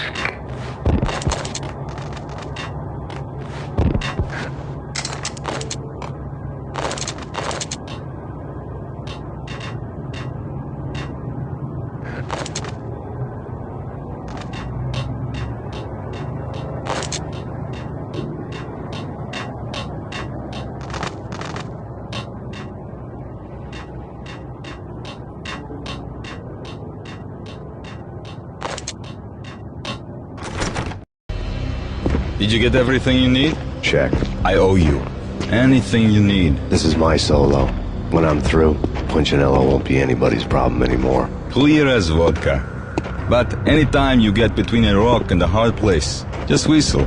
This could be the beginning of a beautiful friendship. You really get a bang out of this big-time gangster act, don't you? Even with all this firepower, I figured I couldn't get to Punchinello at his manor. I could only hope that he wouldn't pass a chance to hear me beg, to see he's won. This is Max Payne. I want to cut a deal. Payne, you're a dead man. That's what everybody keeps telling me. I got your ship and her cargo. I want to meet. No pain, no gain. Capiche? You know my restaurant? Yeah, I know it. 1 hour. Punchinello's restaurant had seen better days. Snow was falling like ashes from post-apocalyptic skies, but that was outside. Things would soon get hot in the Don's restaurant. I knew it was a long shot, Angelo Punchinello actually showing up, but there was no crime in hoping.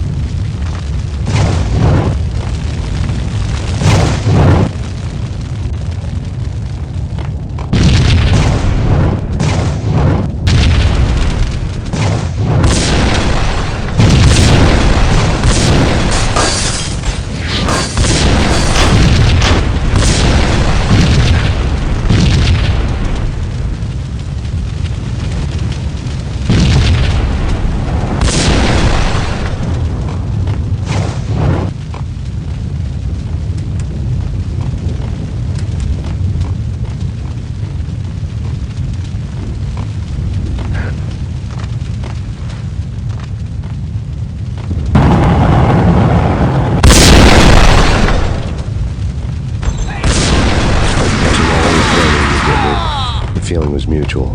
He was trying to put out my...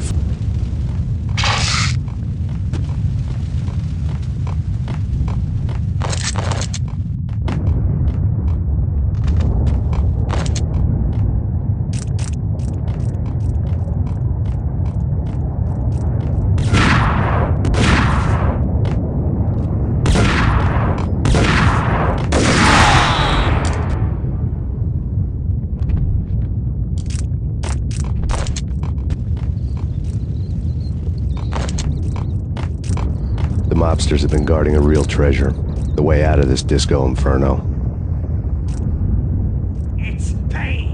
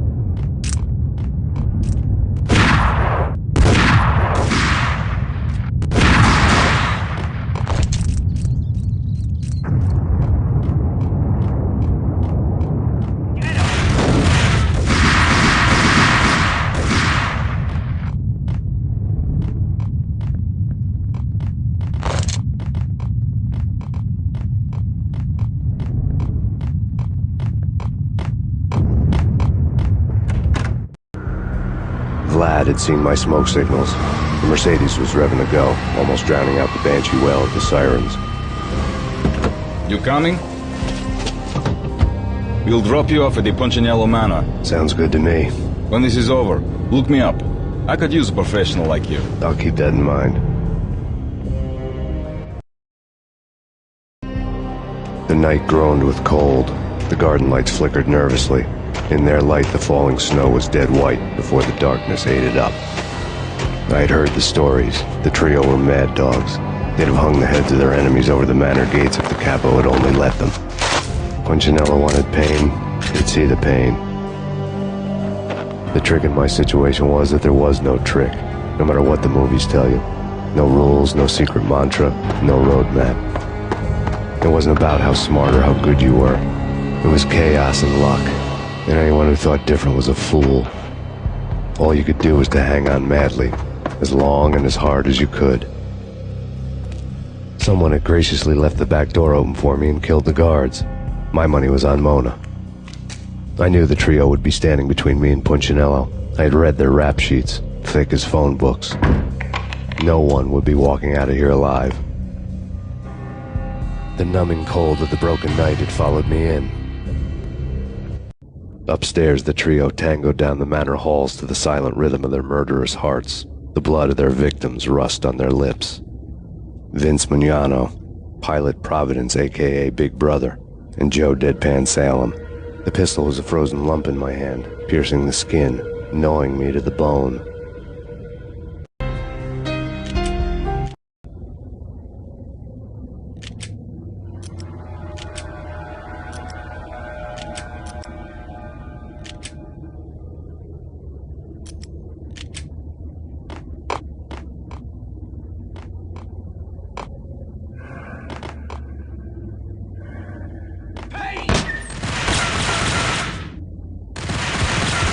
In death, the thug had been promoted to messenger.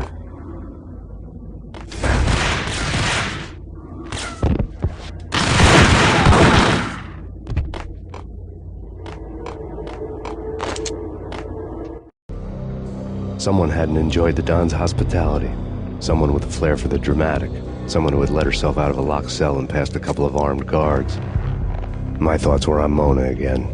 I could only hope she was a good enough gambler to walk away while she was still winning, before she'd run into the trio.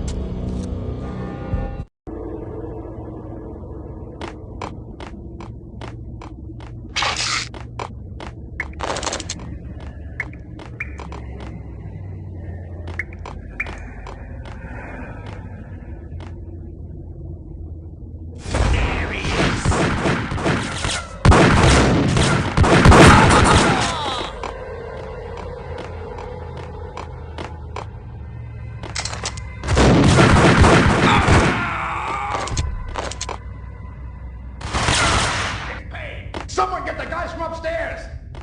No one's going anyplace. Too late for that. He walks in, we waste him. Vinny and Joe and Pilot won't get the credit for this kill.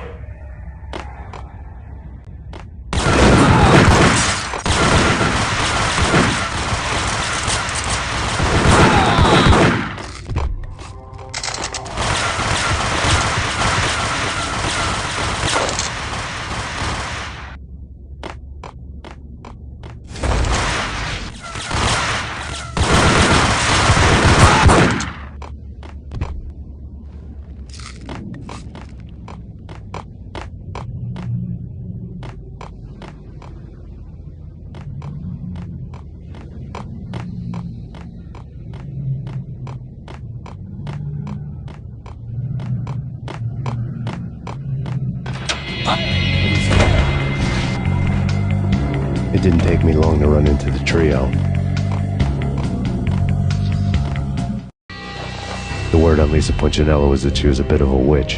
The tarot cards on the kitchen table fit the picture.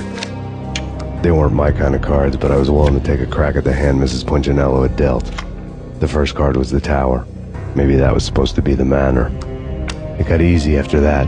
The devil was the master of the house, and death was me, coming for him.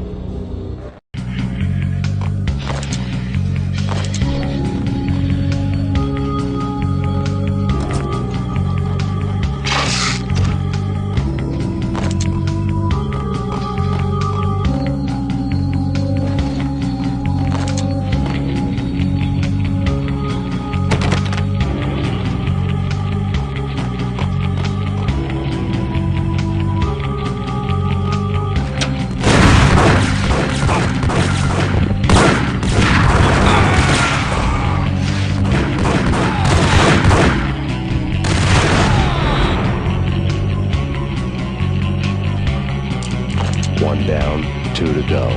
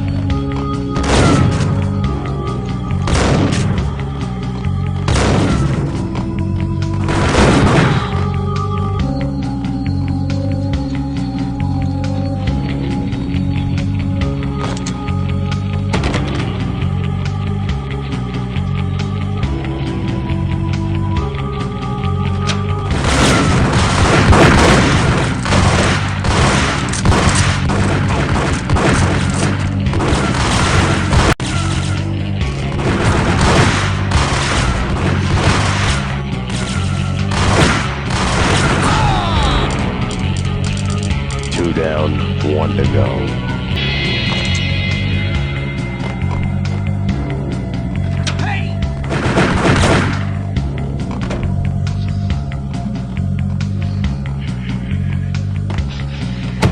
Stopping him! This will stop anything. Take cover.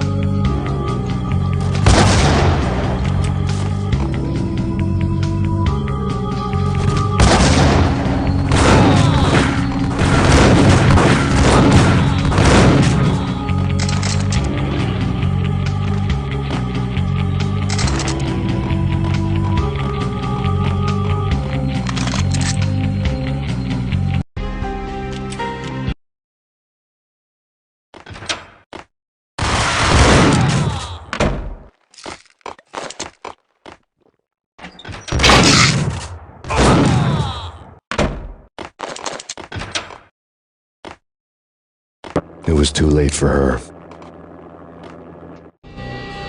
You're a real angel, Max. I couldn't tell whether it was Mona or her sister. The body was a mess. The sick bastard had really gotten a kick out of it. Seeing her lying there got me thinking about another woman's body on another bed. Got me thinking about a fallen cradle.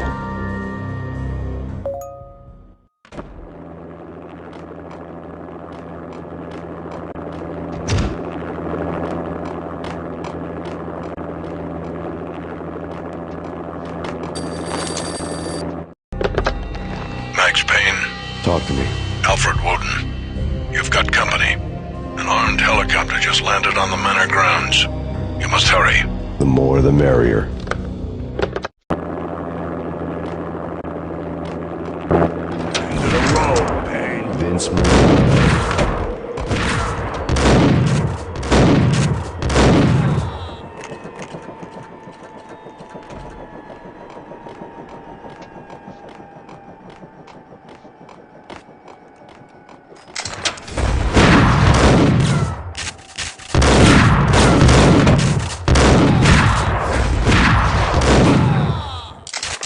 Punchinello's trio was done for.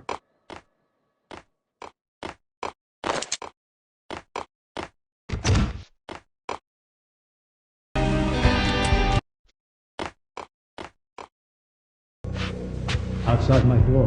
Hurry. He's coming for me. You gotta hurry. Please. I could hear Punchinello on the phone begging for help. He should have been saying his goodbyes. Punchinello was a pushover. The moment I stepped into the room, he folded like a deuce before a royal flush. No, wait. I was just doing what I was told. I couldn't refuse. She's someone high up. Government, maybe. I don't know. He was trying to buy more sand for his hourglass. I wasn't selling any.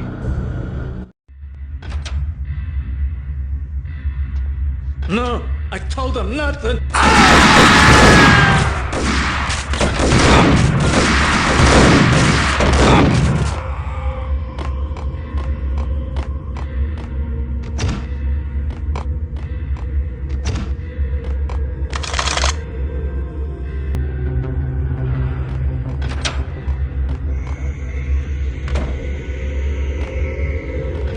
Drop it. Don't move. Game over, Max Payne.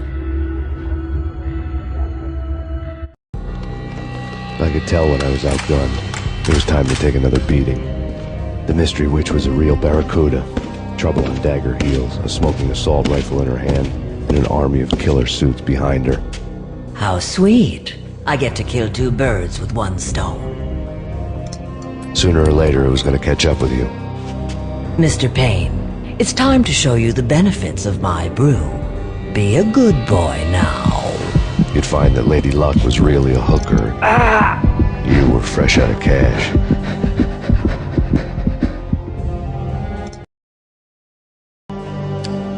Gentlemen, we're done here. Take me to Cold Steel. She had just given me an OD of Valkyr. I could feel green fire eating my brains. They turned to steam. They did a fade on me. I'd never had a chance. The witch had got me just as sure as if she put a gun to my head and pulled the trigger. The shadows rushed me, bruised mugshot faces hungry for revenge. They knew my weak spots and closed in for the kill. The floor turned into a vortex of green blood. I fell. The flesh of fallen angels.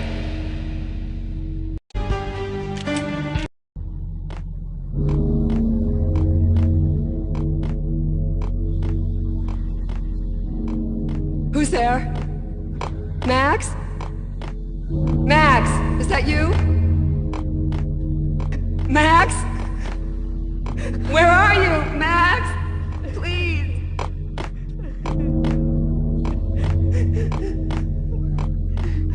No, please, Max, no. I'm sorry. Please don't, Max, no, please.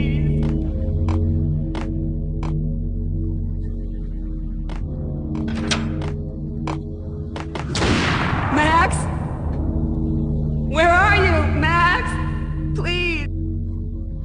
The letter was staring at me.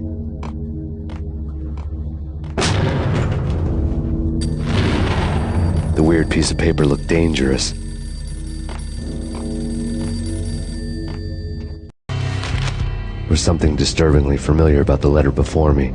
The handwriting was all pretty curves. You're in a computer game, Max. The truth was a burning green crack through my brain, weapon statistics hanging in the air, glimpsed out of the corner of my eye, endless repetition of the act of shooting, time slowing down to show off my moves, the paranoid feel of someone controlling my every step. I was in a computer game. Funny as hell, it was the most horrible thing I could think of.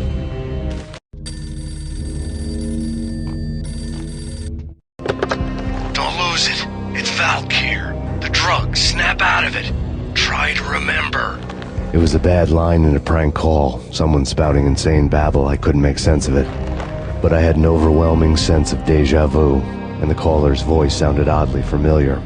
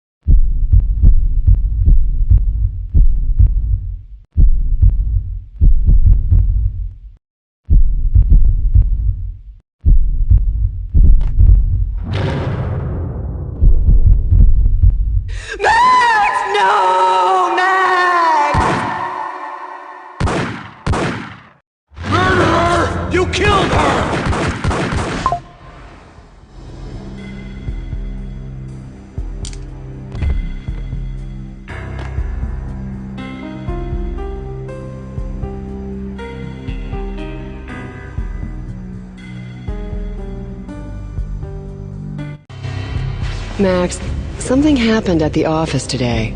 A strange memo. Something about Vikings.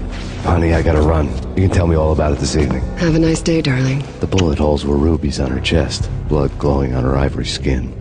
She was so beautiful. The killer was smiling. The flesh of fallen angels. Slowly, the green nightmare faded, leaving dark stains on my soul that would never come off. I felt like flatlining. I was all shook up. I woke up in a cold sweat, sick and tired to the bone, lying in a puddle of my own puke. The hag had said take me to Cold Steel before it had all gone crazy. It was a clue, the only one I had. It took me forever to crawl back to my feet and hit the road, but when I did, I drove straight to Cold Steel Foundry outside the city. There was a whole lot of action around the place for a freezing winter night. Trucks coming and going, men running. I had the drop on the mystery witch. She thought I was dead. I was on her blind side. I was going in. The bad trip had put me in a crazy mood, adrenaline pumping through my aching veins. Staggering on the mill roof in ice and snow and wild wind, I was a ninja. My kung fu was strong. I wasn't hitting anybody. At best, I was Superman on kryptonite about to fall through a skylight, down to where it was all going down. A half-abandoned industrial area in the middle of nowhere. The factory was a perfect front for any number of illegal activities.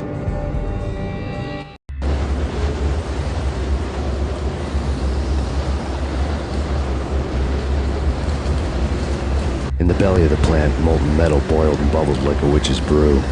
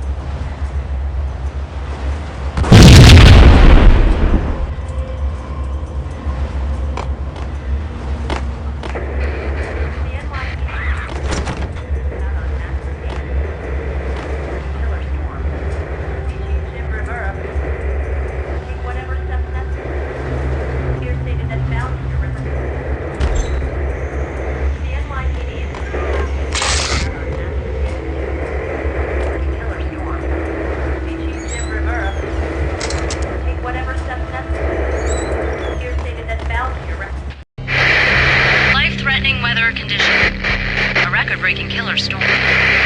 In the city's history, vehicles stuck in snow. Heavy snowfall. Forecast shows severe weather is expected to continue.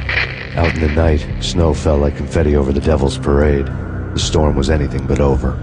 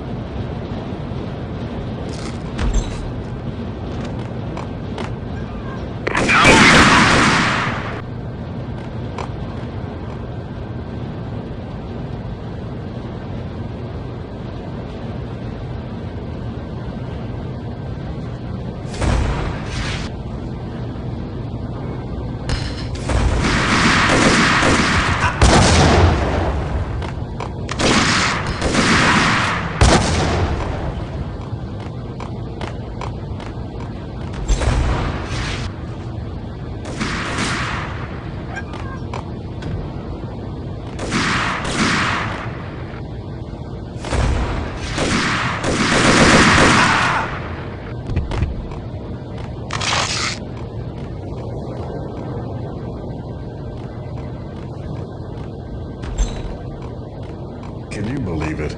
I bet they sleep with their rifles. I bet they've given them names. I guess. So, you don't have a name for your gun? Hello? Hell no. You do? Well, yeah, kind of. Hey, let's hear it. Well, I call it Dick Justice.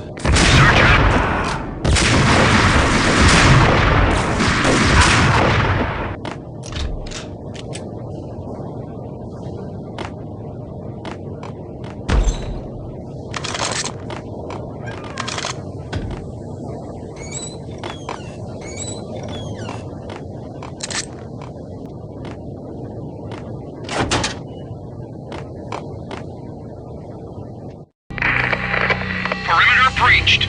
The facility has been compromised. Repeat, the Deep Six has been compromised. Initiate Operation Deadeye. The walkie-talkie military lingo could mean only one thing. They were getting ready to destroy the evidence and vanish into the night. I was so close. The hidden truths were just around the corner.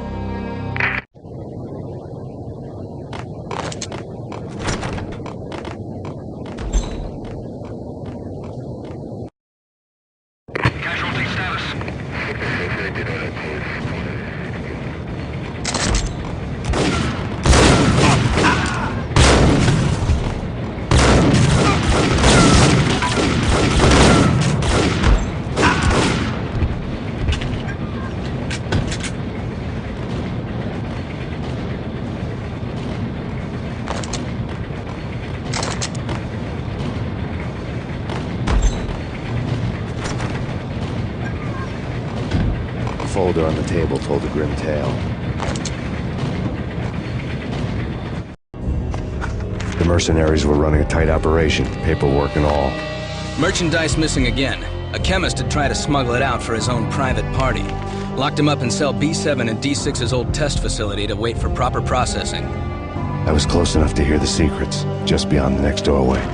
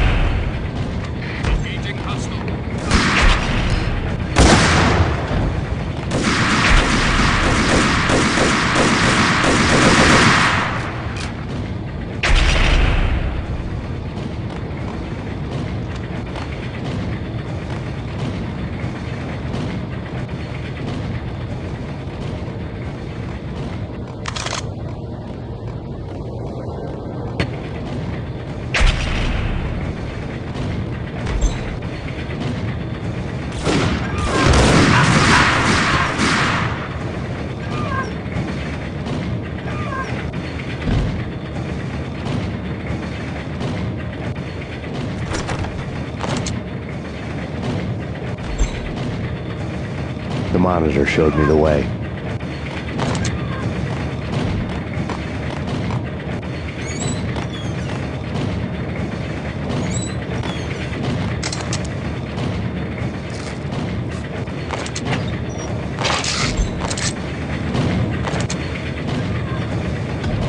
Processing diagrams fill the control room screens, all but one. An elevator titled D6 on one of the screens, somewhere onwards, past rows of ovens, in the core of the plant.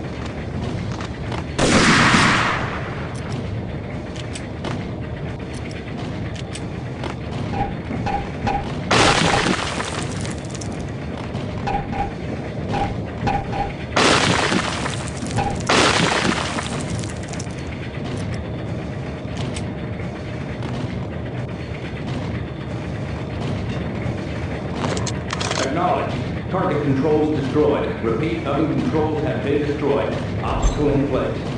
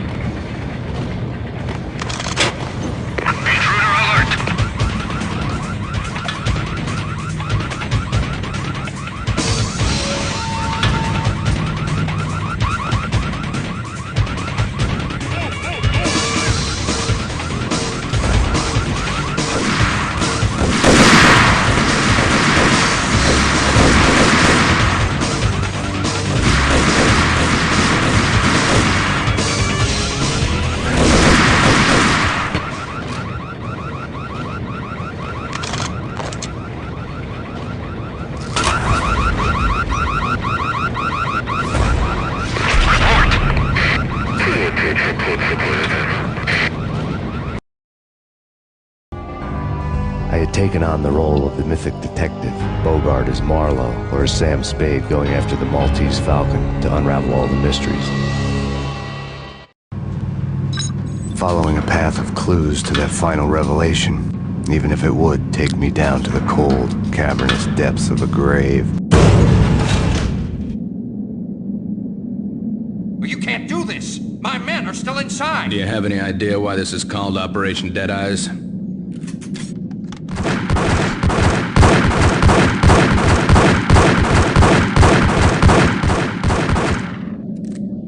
I think he's dead already. Let's do it.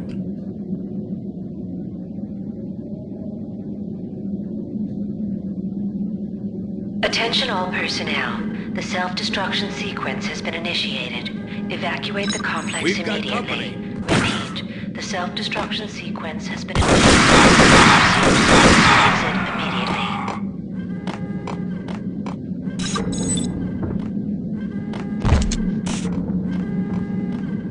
I had seen the logo on the floor. There was an old army bunker under the steel mill. I knew the military plaque on the floor. I had seen 1,000 variations of the insignia on crumbling brick walls everywhere in the city. The sword replaced by a syringe. Project Valhalla, V for Valkyr, V for Valhalla. All of a sudden it read like a crackpot conspiracy theory.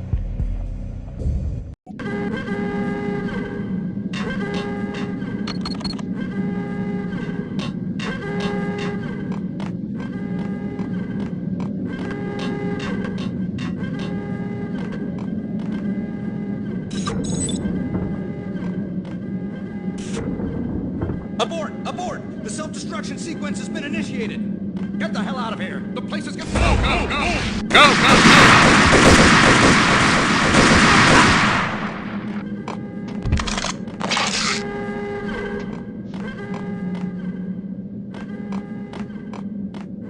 Attention all personnel. The self-destruction sequence has been initiated. Proceed to the nearest exit immediately.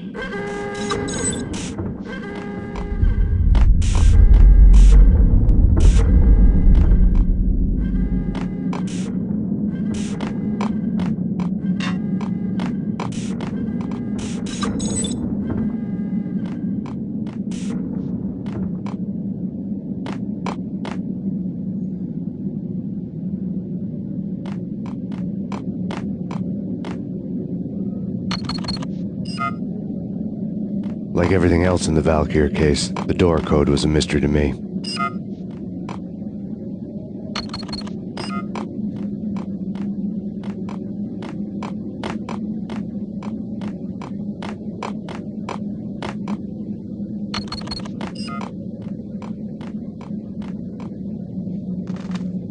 Attention all personnel. The self-destruction sequence has been initiated.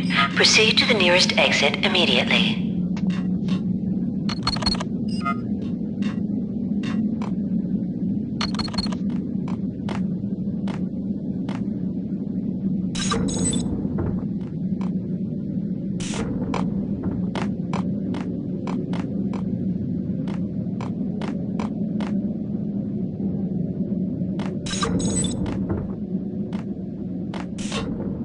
The chemist had been using the workstation when he died.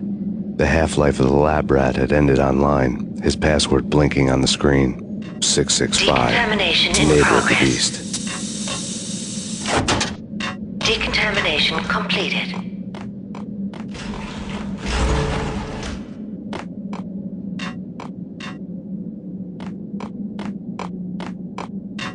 Decontamination in progress.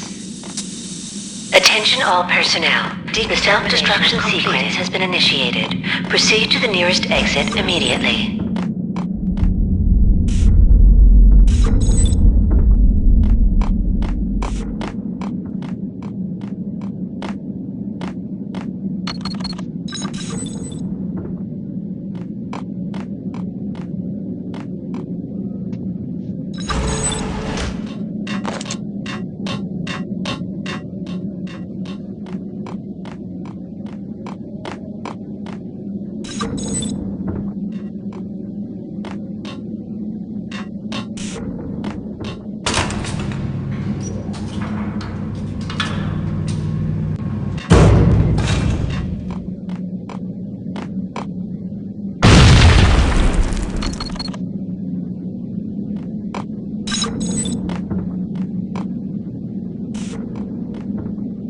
Attention all personnel. The self-destruction sequence has been initiated. Proceed to the nearest exit immediately.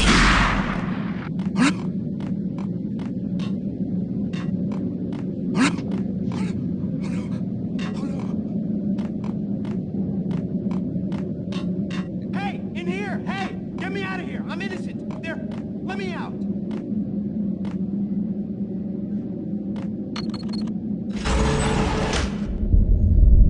Thanks!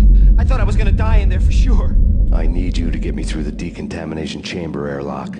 You're crazy! No way! The place is blowing up, for Christ's sakes! Either that or back to the cell. Your choice. Okay, I'll do it! I'll do it!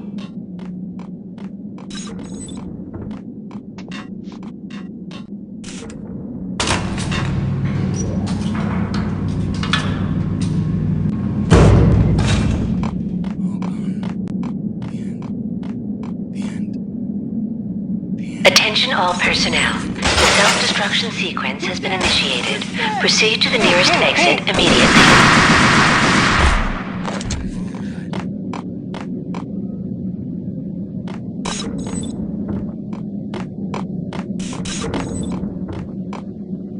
Get in! I'll punch you through! Decontamination in Look at a bad progress. thing. Bad. Decontamination.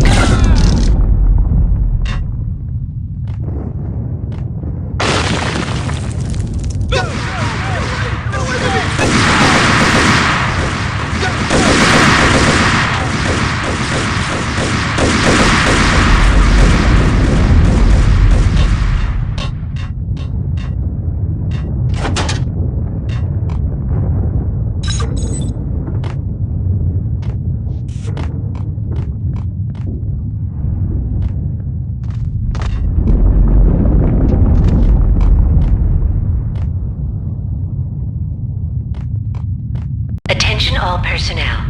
The self-destruction sequence has been initiated. Proceed to the nearest exit immediately.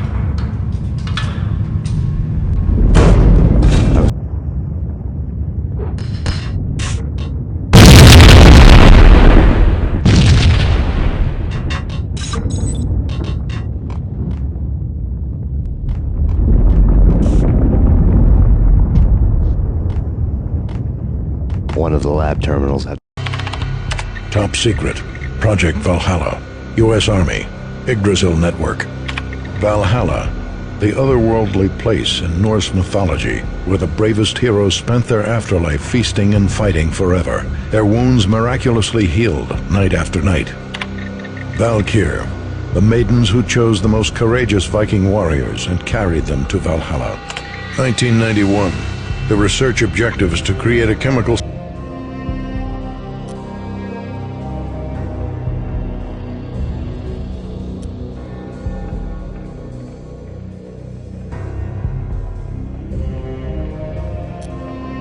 Just when you thought you had reached the deepest depths of horror, it suddenly got worse. How to turn off that small voice inside your head that started to whisper the... Attention all personnel. The dagger-heeled woman had come and gone a long time ago. There was nothing more for me here. The bunker's name was acting as a self-fulfilling prophecy.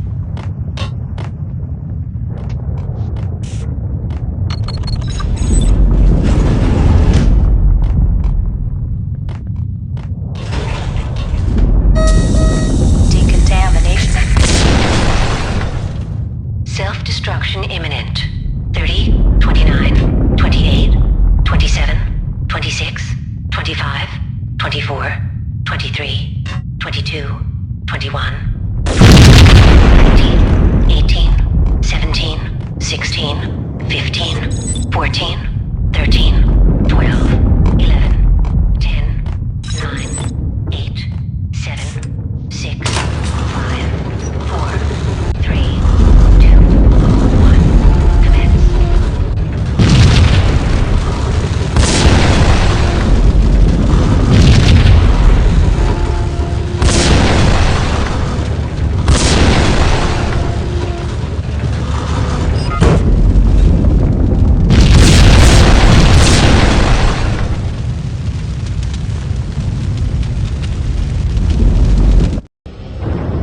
Piece together a jigsaw, and the final picture is you finishing that same puzzle. A mad, green-eyed killer standing behind you. An urban legend come true. The Project Valhalla test subjects had been the mad junkies who had murdered my loved ones. The rest was simple body count math. It all pointed to her. Ms. Valkyr. The factory went up in a fiery inferno behind me. All my leads were dead, turned to smoke and dust. I had lost my way. I hadn't slept in a million years.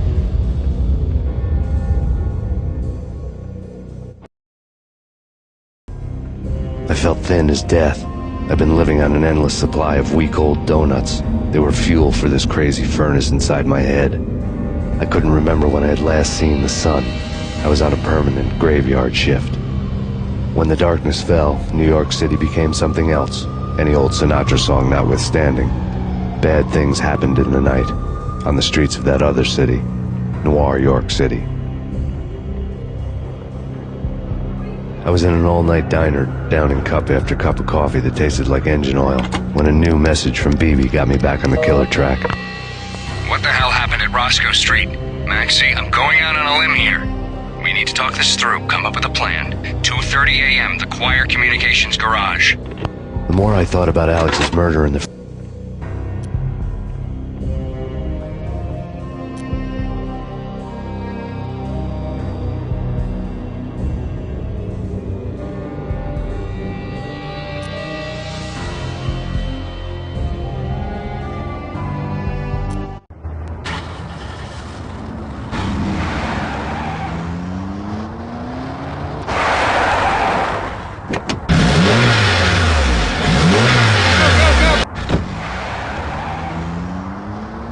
bad cop on the take, a cowardly right-hand man fleeing from the scene, leaving his paid thugs to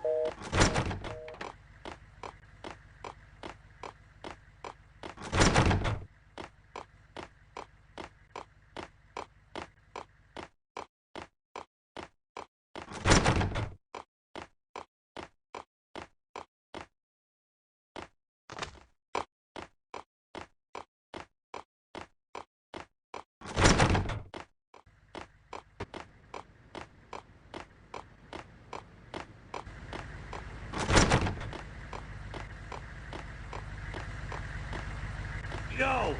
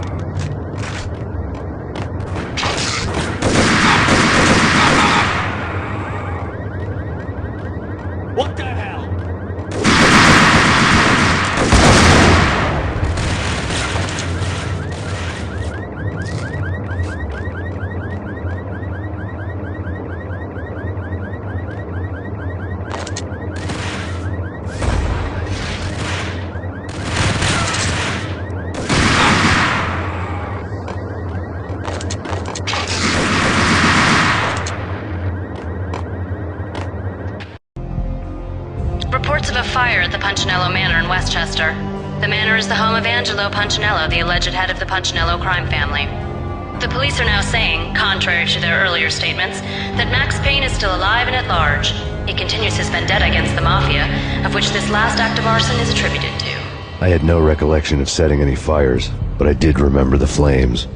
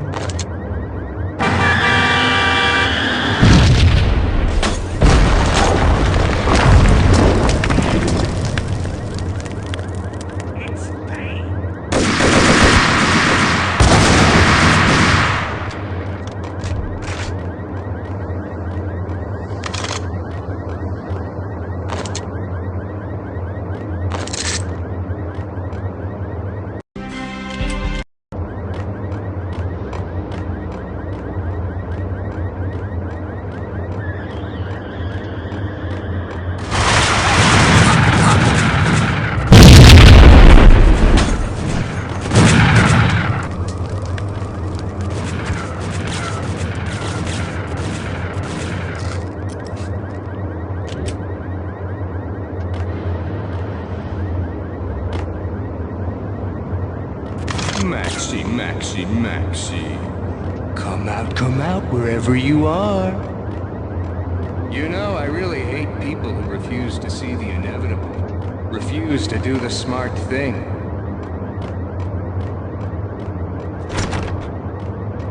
No, I must do the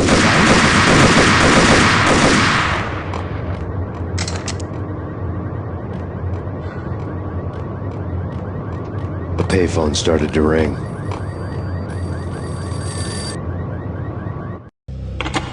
Yeah. Max Payne? Whatever does it for you. This is Alfred Woden. I can give you the name of your enemy. Come to the Asgard building presently. We are expecting you.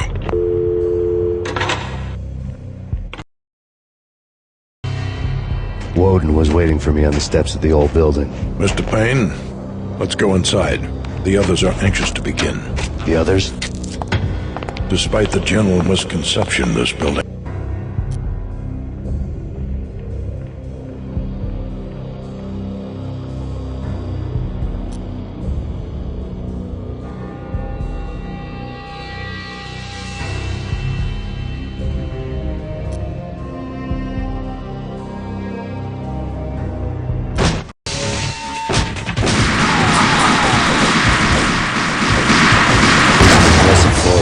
But I decided to leave early anyway. It was only a one-story fall.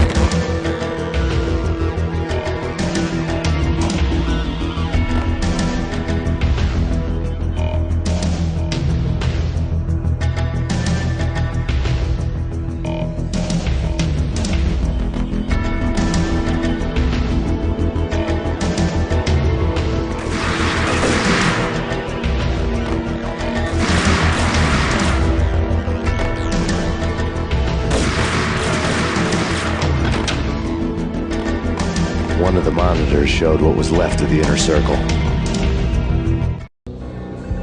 On screen, the so-called corpse of Alfred Woden stood up, miraculously waking from his dirt nap, looking smug among his dead pals. In the land of the blind, the one-eyed man is king. I didn't know how he'd pulled it off, but it was a pretty slick way to get out of all his promises. Most of what he had said fit too well to be a load of crap.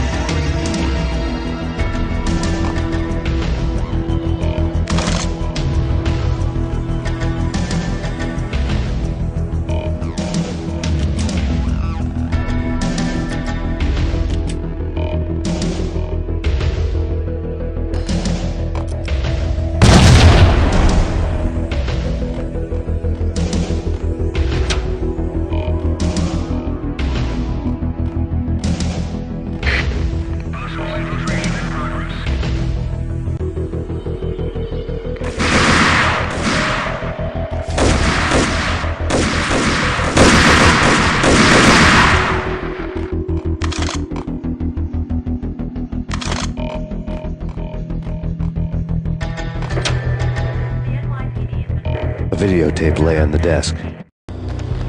Nicole Horn had blackmailed the inner circle into silence. The tape came with a curt extortion note on a piece of expensive paper. I remembered Candy Dawn taping her clients in action on the side, selling the tapes to the highest bidder. I was sure that kinky sex was nowhere near Alfred Woden's worst sin. But I had a feeling that when this was over, any collateral would come in handy.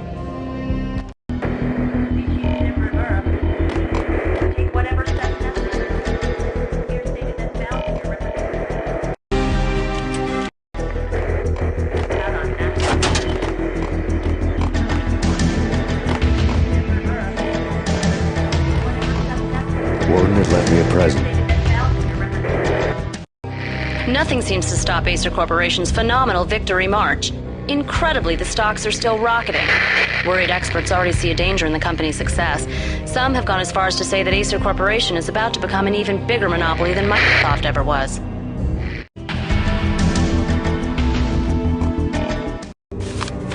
Woden had taken care of my mission preps with military precision. The critical areas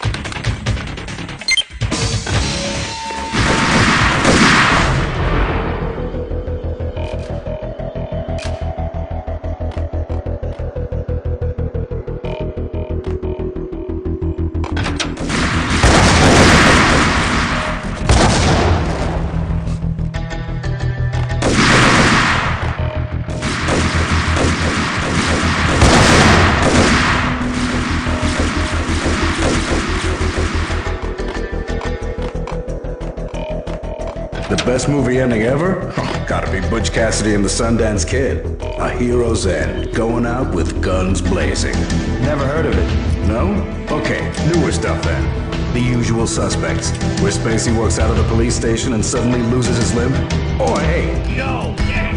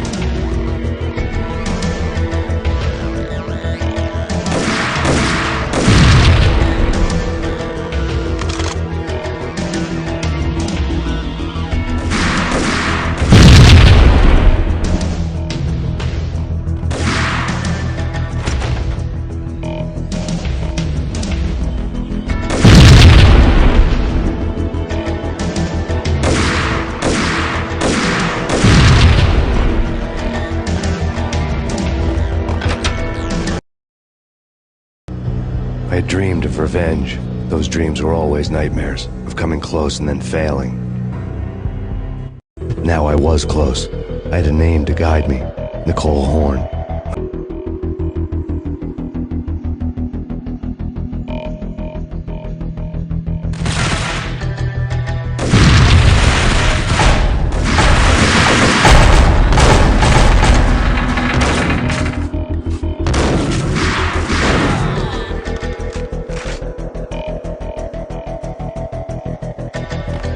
The Inner Circle had quite a track.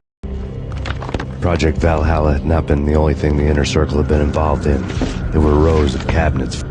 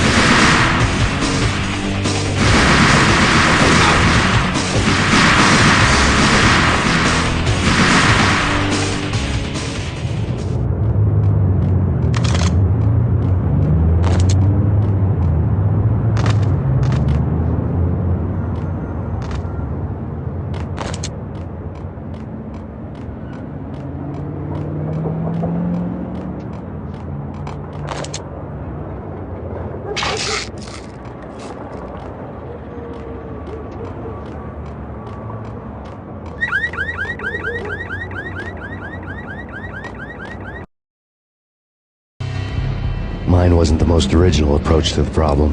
It wasn't as if it hadn't all been done before. An eye for an eye, the first principle of revenge. Old as dirt, still going strong. The cardinal rule in going after someone with an intention to kill was not to make it personal, which it almost always ended up being anyway. It did with me.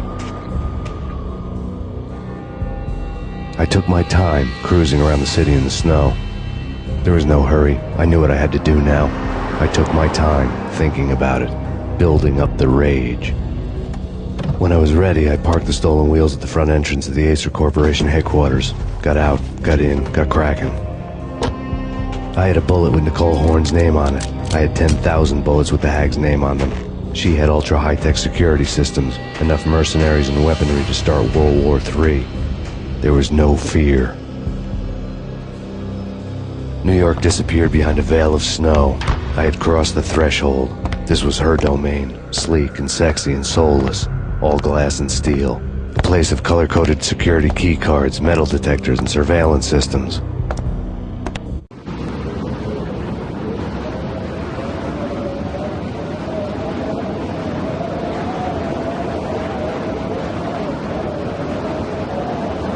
Colder than a walk-in fridge. Cold as a gun.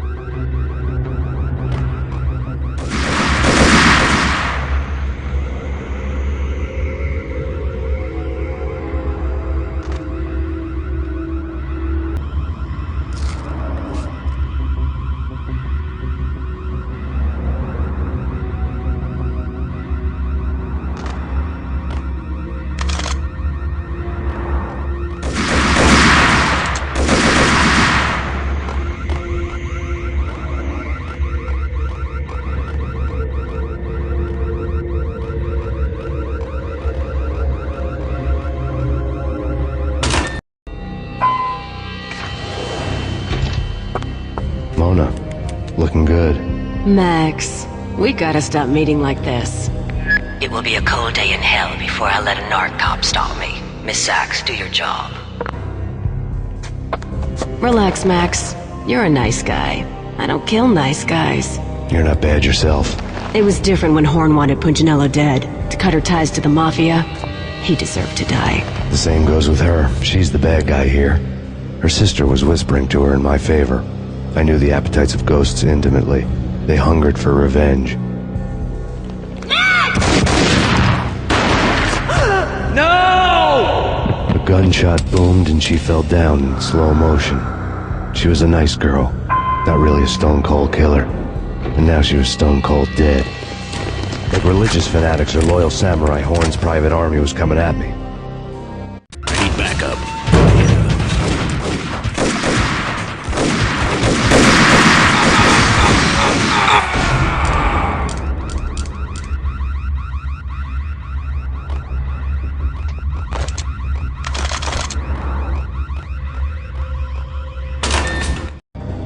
When the elevator came back down, Mona was gone. There was a lot of blood, but no body. Something clicked for the final time.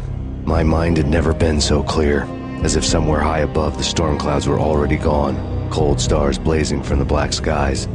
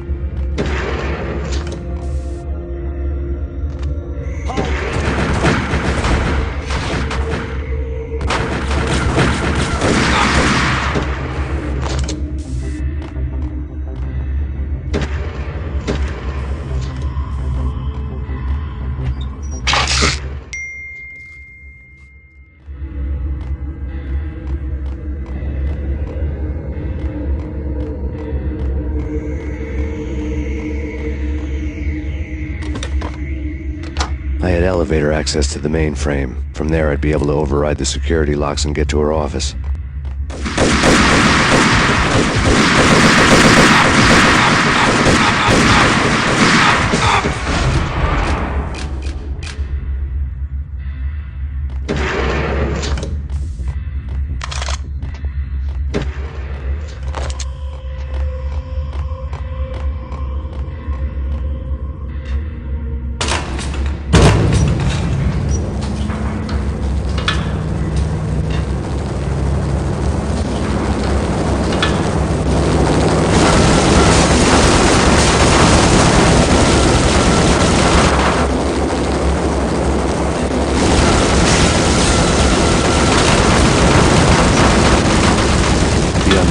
Oliver was Horn's pet guardian, inhuman and flawless, who was stalking me.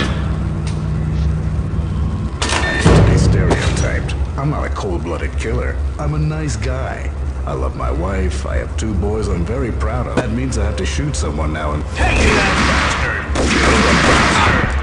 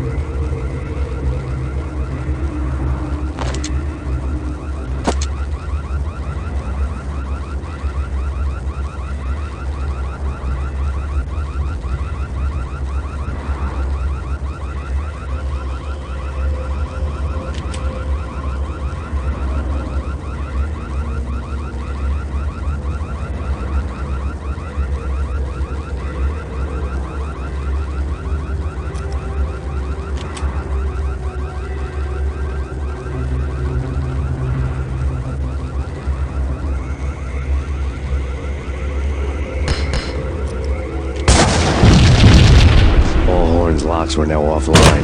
All bets were off. The elevator would take me all the way up.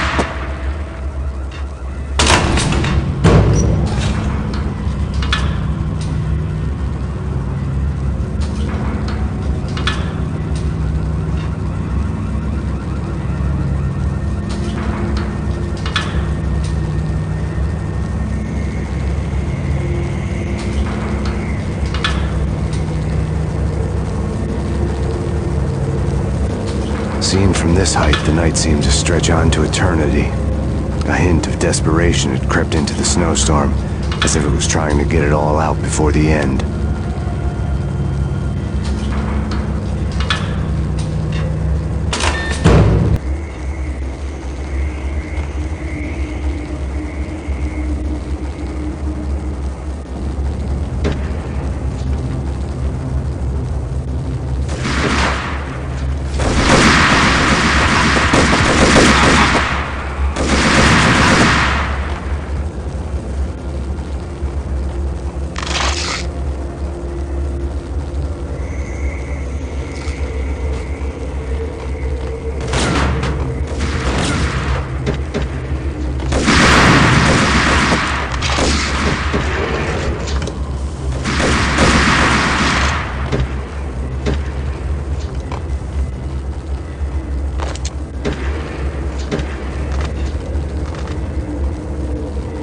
Horn's personal computer was on.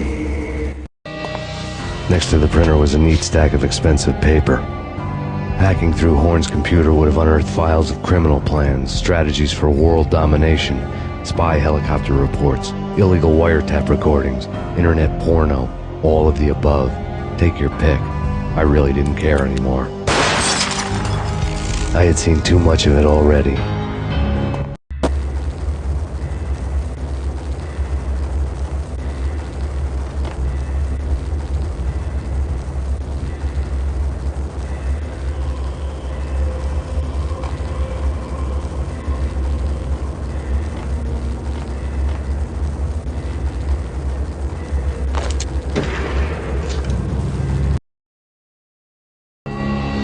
Valkyr had been meant to be a white-winged maiden that would lift you to a warrior's heaven, but it turned out to be a one-way demon ride to hell.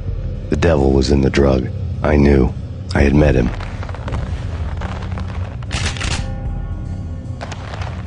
And now I was gonna kill her. The queen of the underworld who had tried to lift herself a bit closer to heaven with her drug money.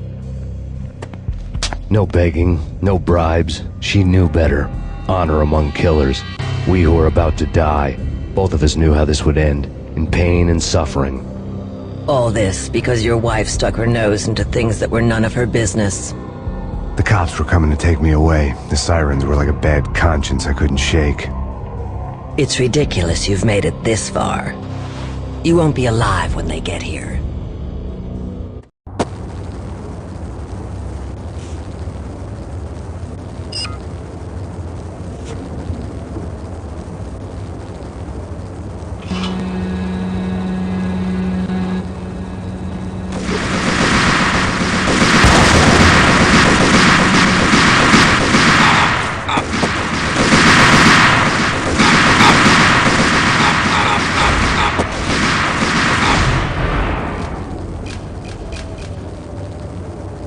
The elevator lobby. Get us back up now. Max Payne, this is futile. A waste of time. The deaths of your wife and daughter were necessary. Inevitable. It is done. You cannot bring them back. Nothing you do will make better.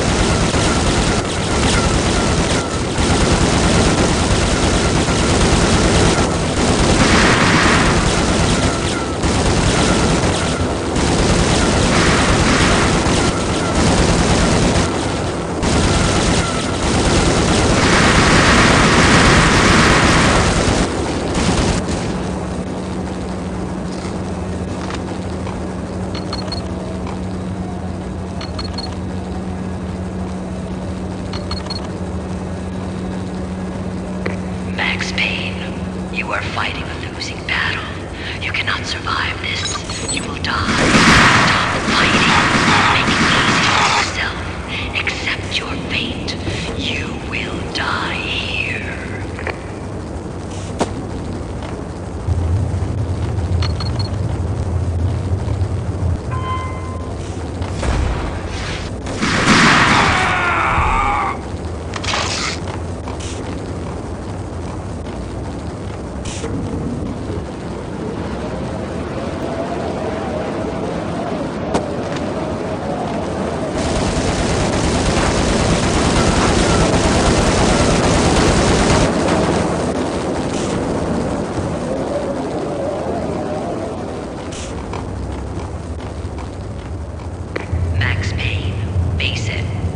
Against an unbeatable force. You have already lost. You have lost. Only death will set you free from your pain. Accept it. Surrender. Give up.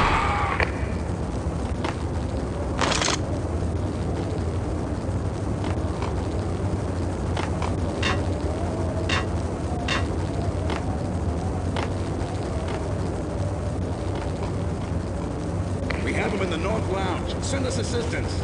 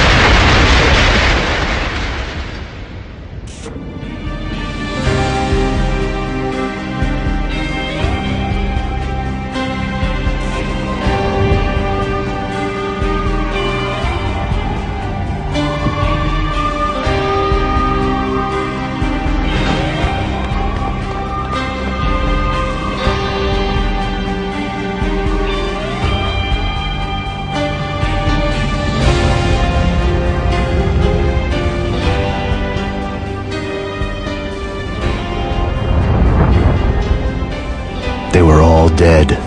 The final gunshot was an exclamation mark to everything that had led to this point. I released my finger from the trigger. And then it was all over. The storm seemed to lose its frenzy. The ragged clouds gave way to the stars above. Max Payne, this is Deputy Chief Jim Bravura from the NYPD. We've got the building surrounded. Throw down your weapons and lie down with your hands behind your head. A bit closer to heaven.